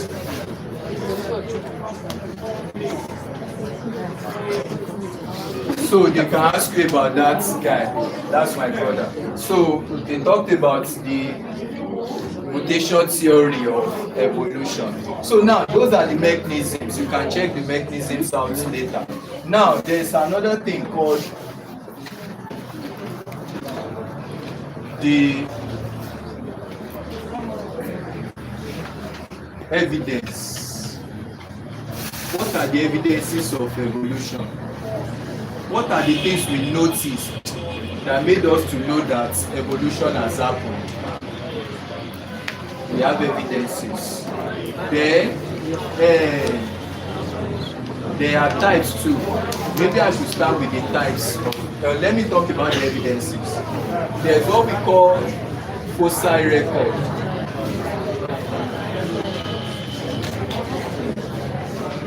Fossil records is talking about the remains of organisms.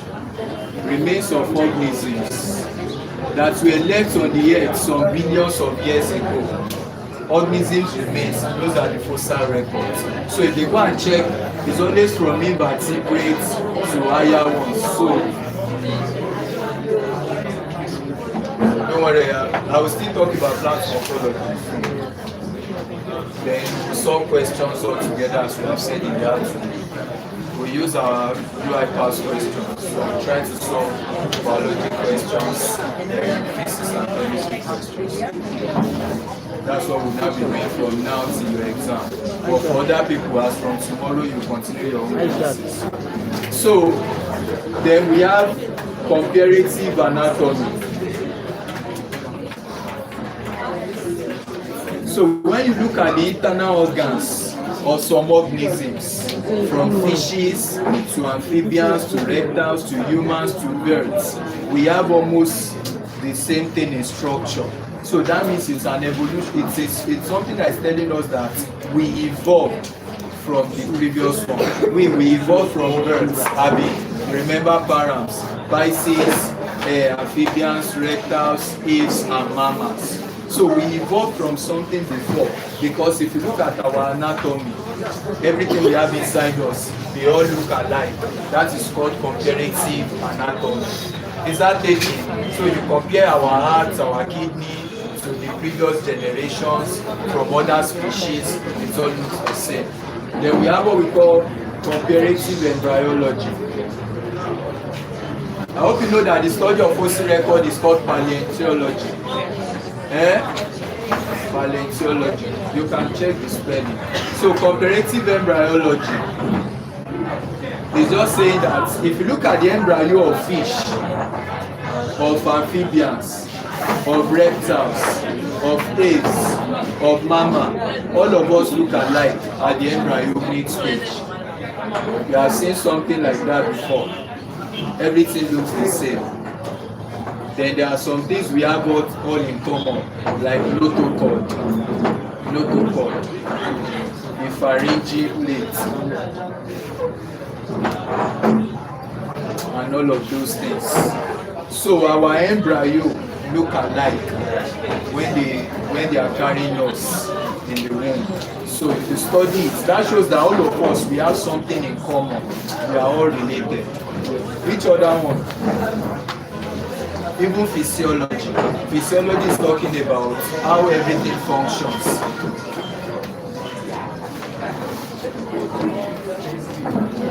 Which other one again?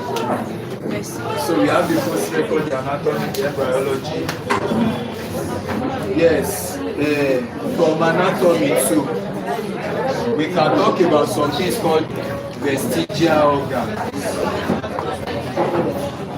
you will notice that there are some organs in us that we don't really use like that. Math students, please. So there were some organs that just like the appendix of man. So they are just there. And at the end of the day, most of these ones are found in some other organisms too that are useful in some, but not really useful in some. Some of us, we are meant to have tail, but our own tail has fused together, and all of those things.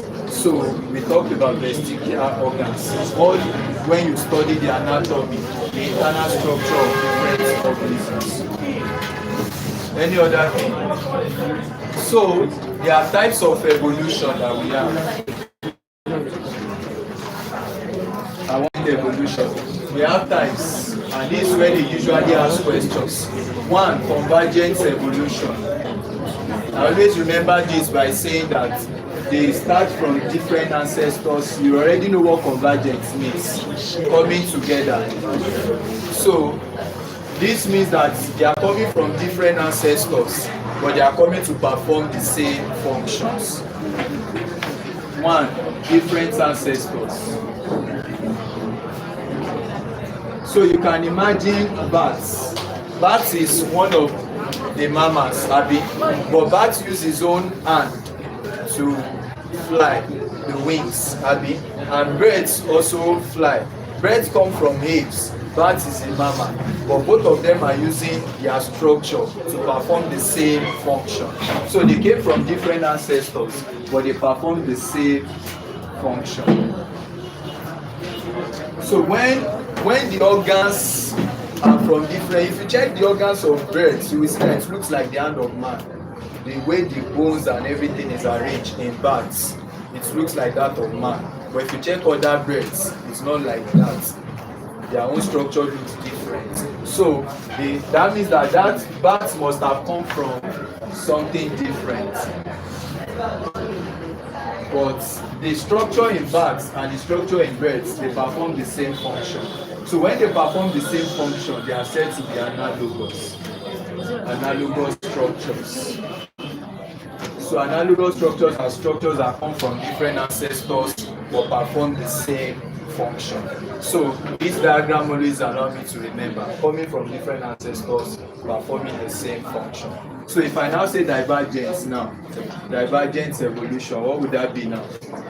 Coming from the same ancestor performing different functions. Is that taking? Whale now. Whales and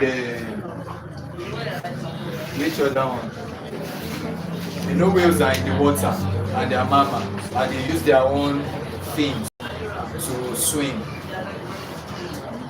But we now, we walk on our legs. We use our hand for different things. And we are all from the same ancestors, mammals.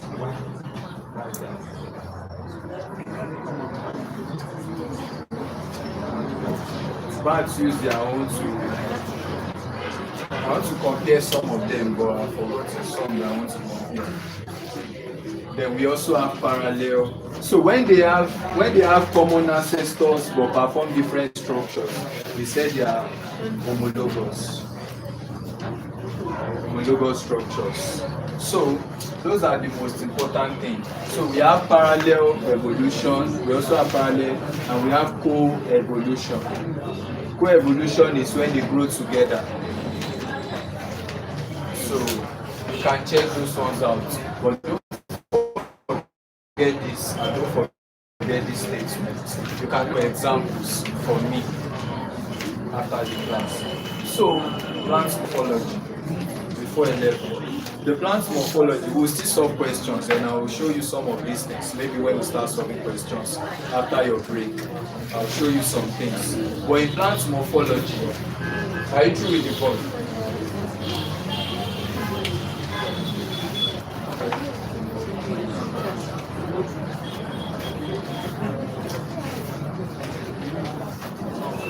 So please, you can just check these things more. It's more like revision. Yes. Downwind species.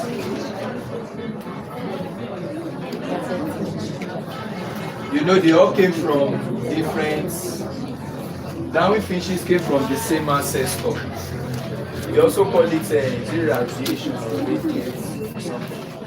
So they come from the same ancestors but performing different functions.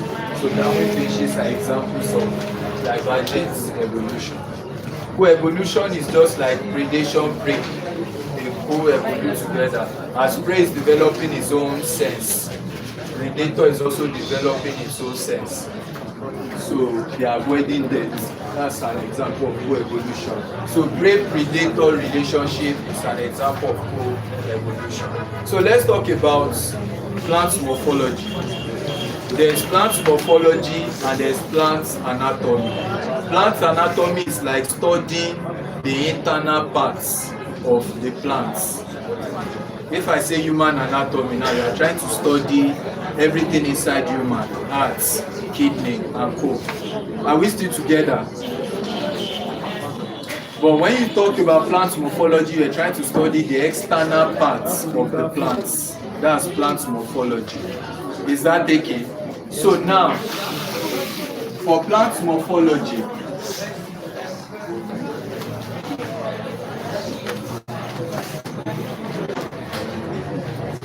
plants grow from seed.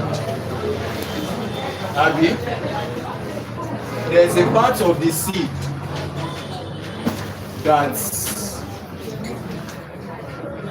is called plumum. And there's a part of the seed that is called radicle. Abi? The plumum gives rise to the shoot system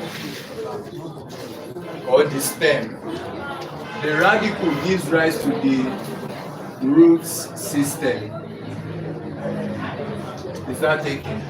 So at the end of the day, the shoots is the upper part of the plants and the roots is the lower part of the plant. Then there are branches and all.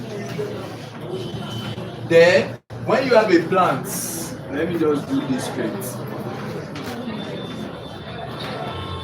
When you have a plant and you want to study the external parts, for the shoot system, we study the leaves. We talk about the stem. Our focus here should be majorly on leaves. Now, there's a part to the plants. This is the plants now. There's a part to the plants. I will talk about the roots too. Who is that one? There's a part to the plants where the leaf attach. So this part now, let me draw it out.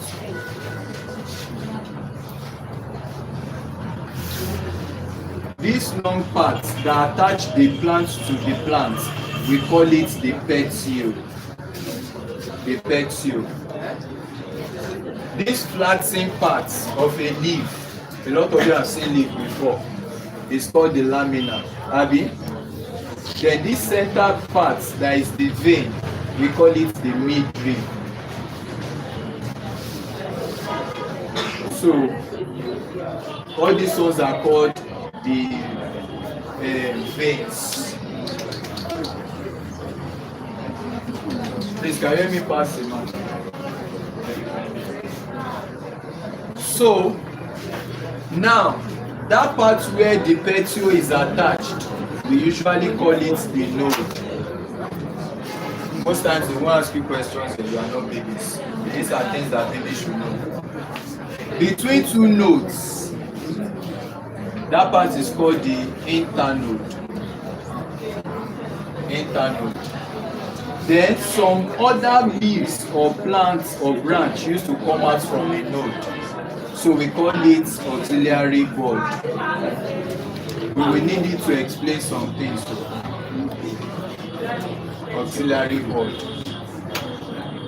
Now, we have different types of roots. We have different types of leaves. So, when you're talking about plants, we have two major types of leaves.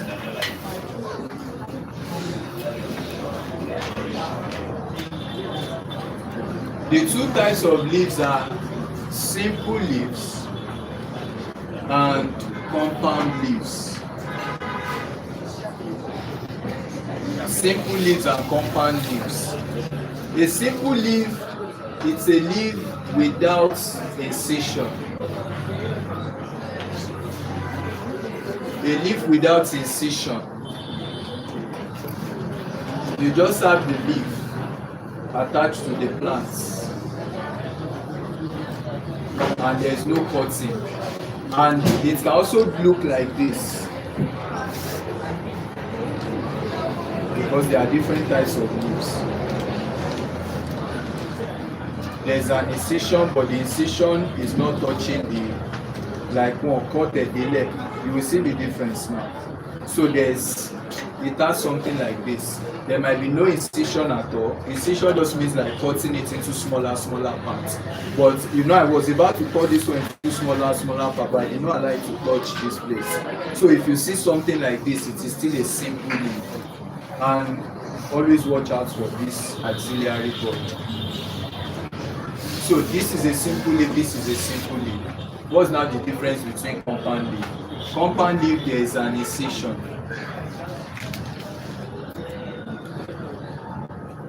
And at every point of that petal, so for a compound leaf, this is it. You already have your simple leaf, but the simple leaf is now cut totally to touch the midrib. Like you cut this one, then another one, another one.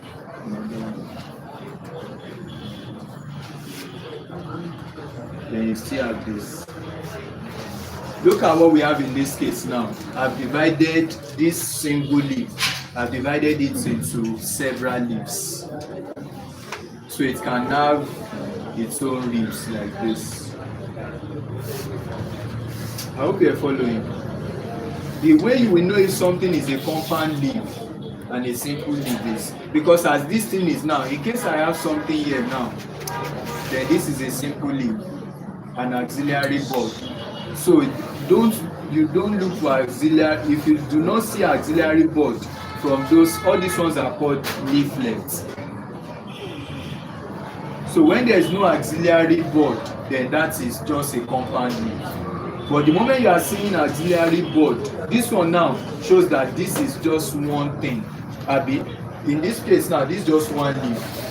But the moment you start seeing this one part cut into different parts, then it becomes compound. Do you get that point clear? It becomes compound because I could have had a leaf that looks like this.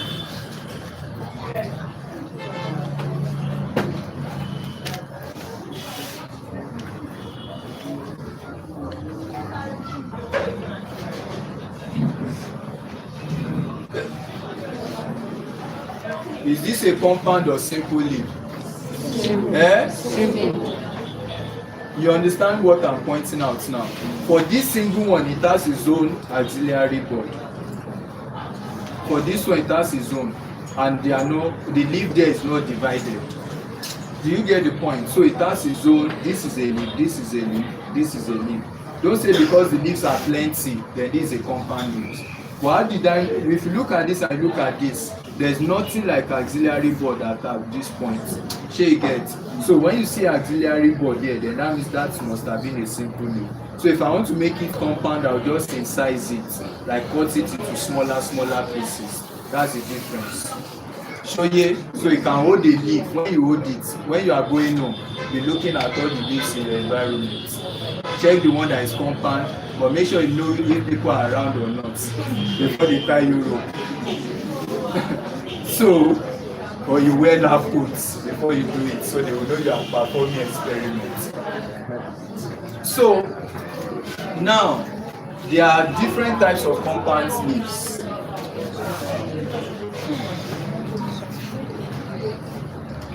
There are different types, so I'll just give you the ones based on UI questions. We have pinnately compound leaves.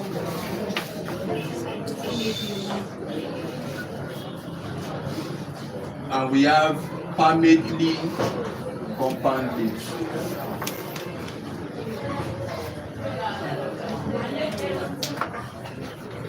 pinnately and palmately. The difference is this. We already said this is the petiole of a leaf, and probably the axillary body is there. But when the leaf is divided into smaller portions, then it is called pinnately. So all of them are arranged along the petiole. Palmately is like palm. You still have your leaf, but all of them are arranged. You must have seen some leaves like this before. That looks like a palm of the hand. Like, I think pawpaw is to have something like that. So you can see that all of them, they are at the same origin. Or like this one, they are all arranged. So that is what we call palmately compound leaves. Is this a compound leaf? It is now, because all of them are totally divided into different portions, and there's nothing like there's a board here that is just showing for just one, but not for all of the leaves. So since all those leaves are now divided into leaflets, then it becomes a compound leaf.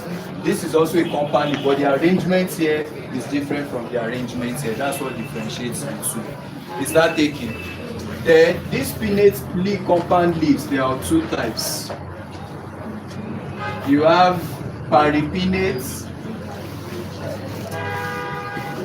and imparipinnate.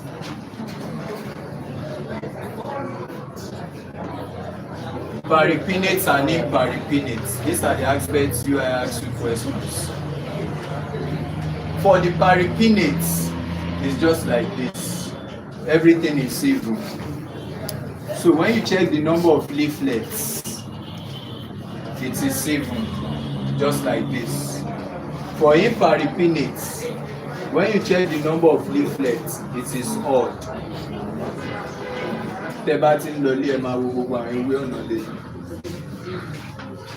So there will be extra one at the top for imparipinnates.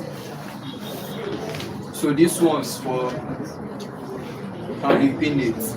Everything will be even 1, 2, 1, 2, 1, 2, 1, 2.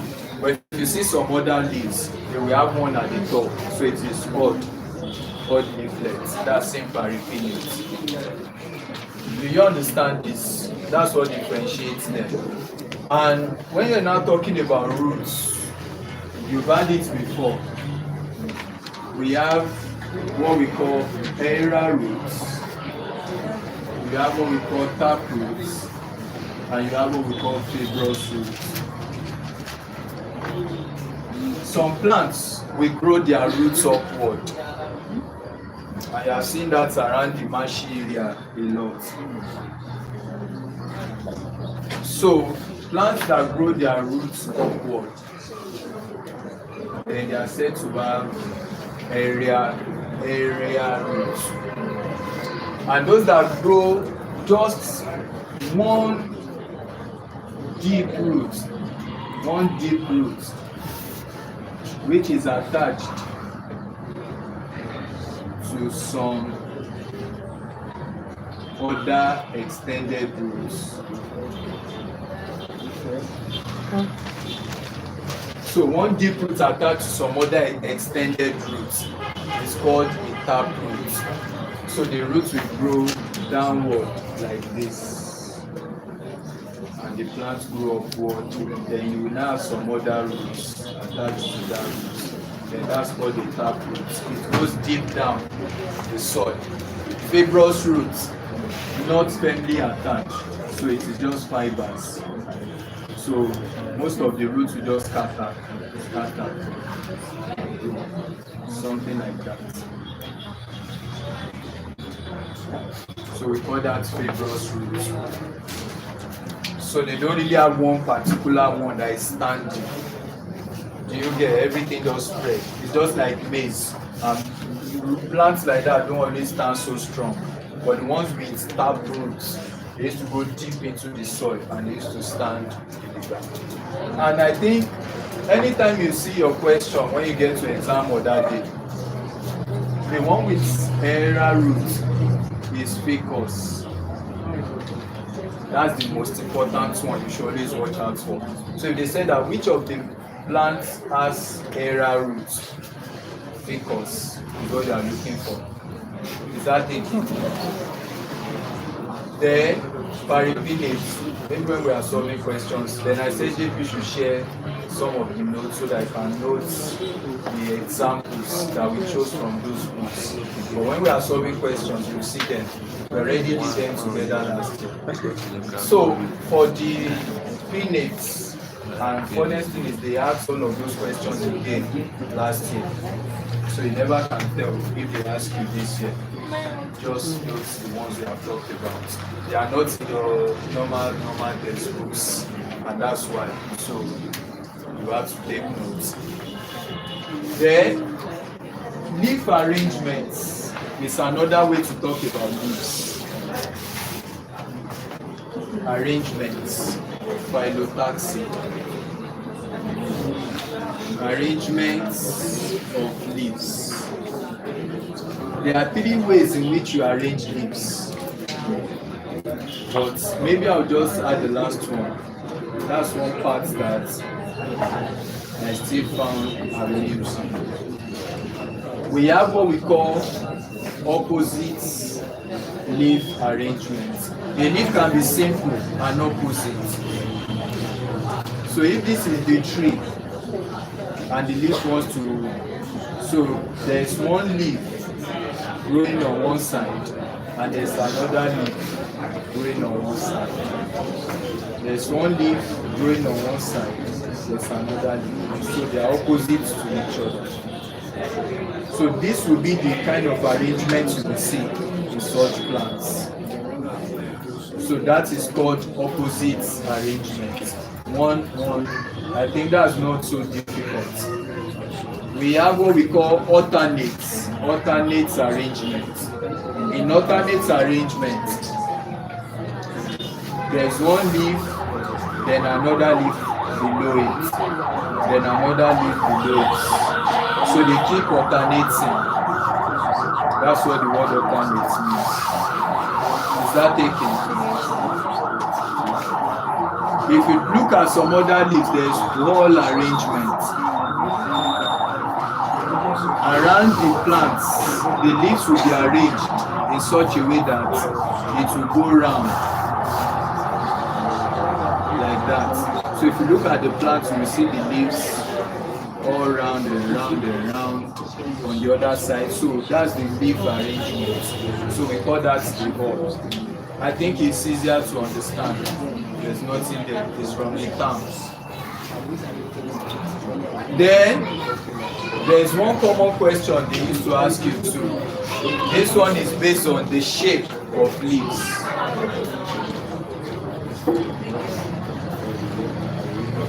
There are 12 ways in which there are 12 shapes we have for leaves. It might be more than that, but there are 12. You can learn about them, but the one I want you to note is the common one they ask every year. It's imaginate apex. It's just talking about the top of the leaf. You know, you have seen leaves that will look like this. And you have seen leaves that will look like this. Sure you get. So there are different structures for the top of these leaves. There are some that their top will be long like that. So they now use all those parts. So we call it apex. The apex. So we have different types. We have imaginate apex. The imaginate apex is like this. That's almost how it looks like. The top looks like M. So that's imaginate apex. An example is your Biunia. Note this. That's the one that is important for imaginate apex. Is that taken? This one is one that is important for aerial roots. We've given examples of these ones in the notes. You can check them, but these ones notes them. Those are the things that can help you. Most of the people that scored above 8 in UI Evolutionary, I know, they saw questions on plant morphology. And sincerely, during this boy pharmacy, not Samuel. There's one boy that the first people during the PE set, Sheyi was the first person that saw questions on plant morphology, and he still had 80 something, maybe 84 that year, and he has never seen it. We did not even teach it, he never knew. But since there was a question in the 100, you used to give us 100 questions then to go and study. So we now use those 100 questions to study them, and we saw this one. When he got to exam, he had almost like 7 questions on plant morphology. So, but those ones, just like the way I'm saying, just note this, just note this. So when he got to exam, he will now see that one only, and one only will be Barunia. You already know that's my answer. He did not have any idea, but he was just using area roots, and he saw ficus, and some other examples don't look like, we just pick down. And he's the one that even had the highest during their sets. And when he came out, he was scared that, hey, plant morphology. But I said, thank God that I studied them using this approach, and it helped him. I wonder if someone had not practiced what it would be.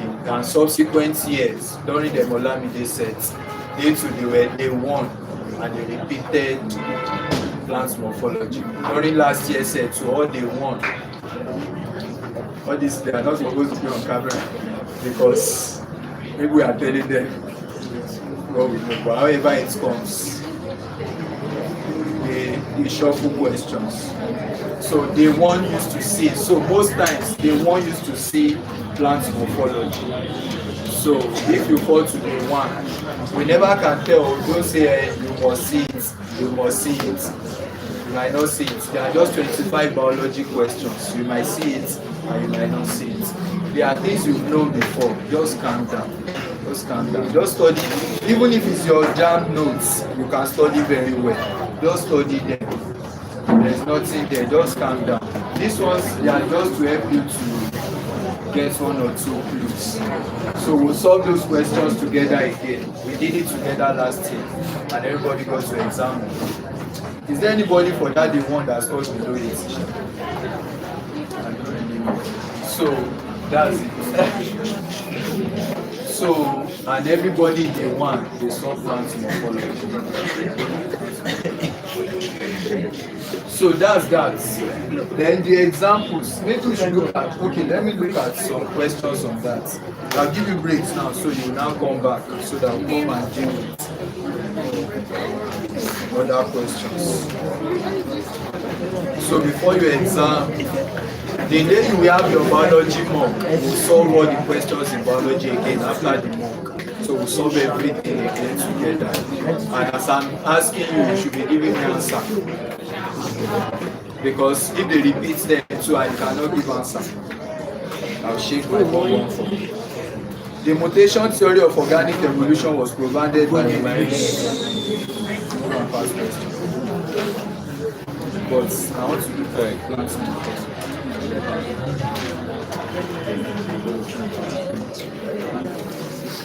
So look at this question now. Which of these plants has an imaginate apex?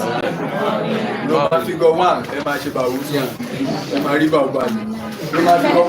Bauhinia. Number figure 2, Ixora. Number figure 3, Terminalia. Number figure 4, Pistia. A, 1 only. B, 2 only. C, 3 only. D, 4 only. Except 1. So you can see. But do you even know what Ixoria is? You don't care. Do you know what Terminalia is? I don't care. But I gave those examples actually. Bauhinia is imaginate. Ixoria is acute.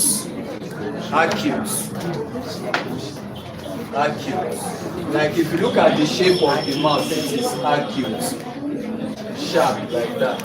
There are some that are obtuse, some are obtuse, some are oblong. But how do you want to really study all these things and even know for all of the plants? Are you a botanist? But you can study them. So Ixora is what? Arceus. Terminalia, all those examples they gave. Terminalia is acuminates. The zone is acuminates.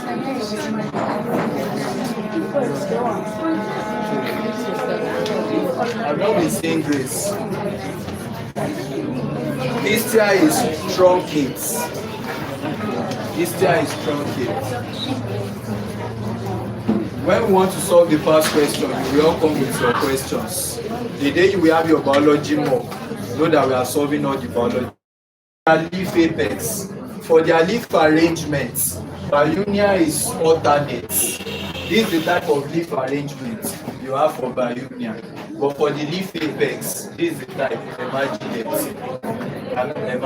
apex. But for the leaf arrangement, this is how it's leaf. So that means if I'm looking at Biunia plants now, the leaf will look like this. Sure you get.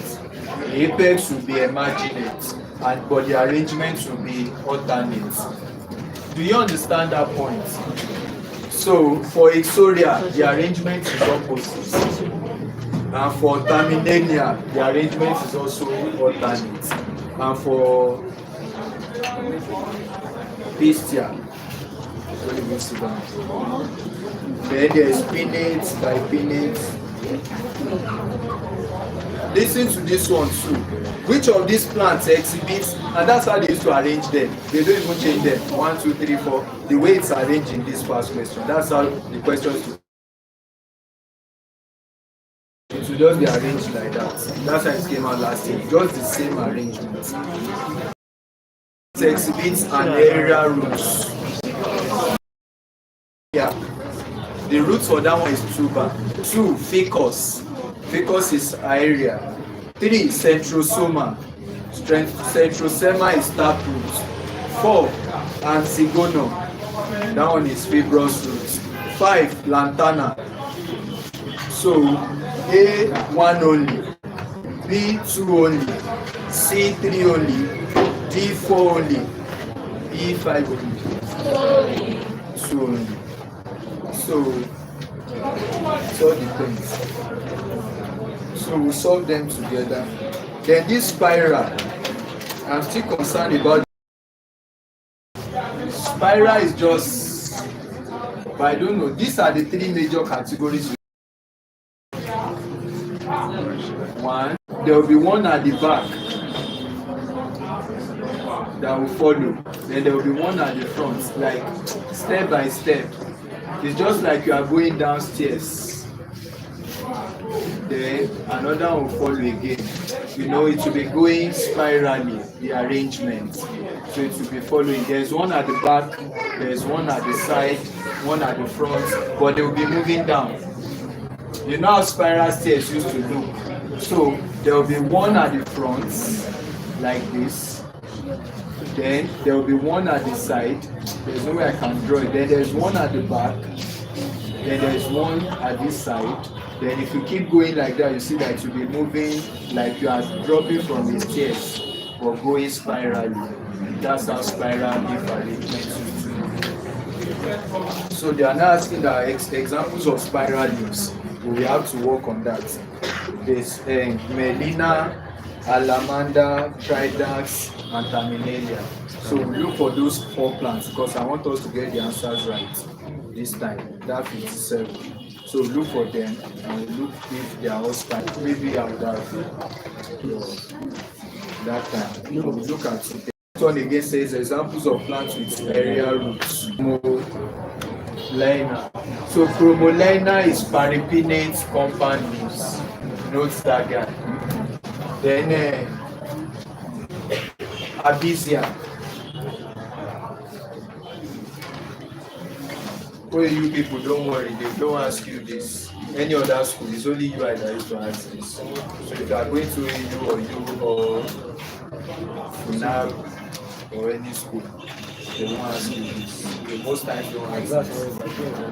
We're not sure about 30 students. Come on, the every time say no. So then we have Iona, we have the Lonix, Just copy those examples. Then examples of imparipinates. Imparipinates are Pneumodia,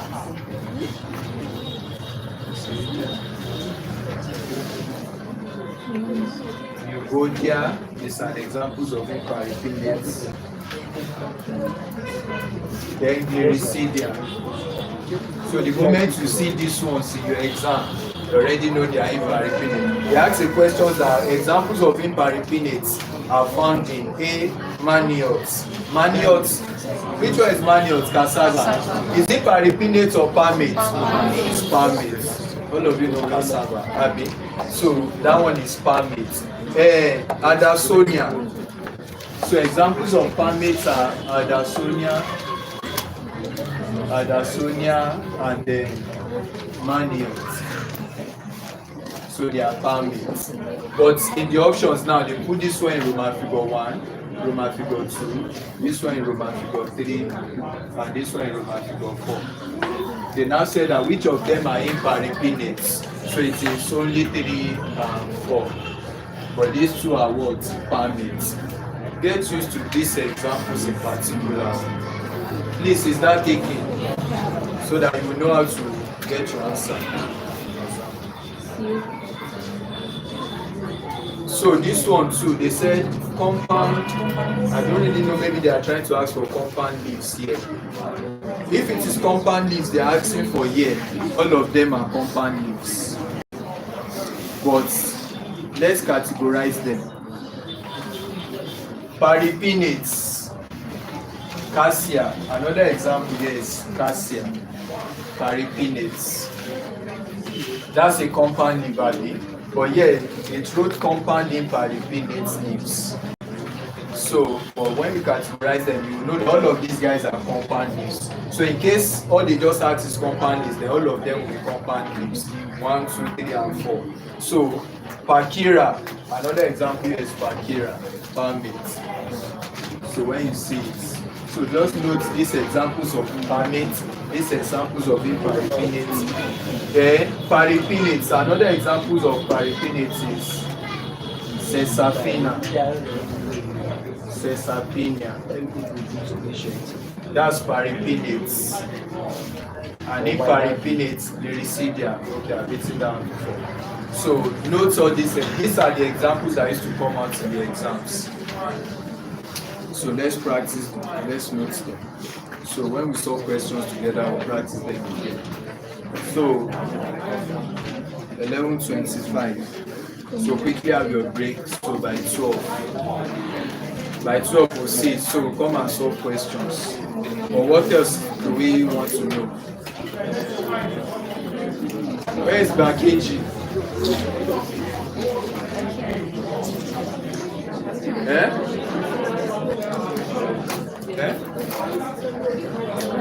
In ecology. The point to know is in ecology. Most times they ask of the ecological instruments. They will list them. And we know that one. They ask for. They barely ask for biomes. But you never can tell. Then all this A-line, like every time you see A-line, it's talking about salts. So you can have stereo A-line, uru A-line, and all of those things. Then thermophils, extremophils, temperature. Just talking about temperature tolerance. So maybe we'll look at that too. So look at that. I will look at your questions. Maybe that's all we do. So before, on the day we have biology mock, let's just start early, please. Let's start at 8:30, finish it by 10:30. So after that 10:30 till evening, everything biology, so we should just be discussing it. Solve questions on biology, pick all the important points, biology and everything. Tomorrow now, everything we are talking about is anything chemistry. We'll just be solving problems on chemistry. Everything chemistry. So we'll be using the problem to explain some terms. So if you have personal questions, let me know, please. so that I can help you attend to it. I'll cover But we might not be teaching fully. So we do chemistry tomorrow. I think on Thursday is English, then we do biology on Friday, then we do physics on Saturday, then on Monday we go and do exploits. So why the so quickly have your break, so by 12 o'clock we'll see practice.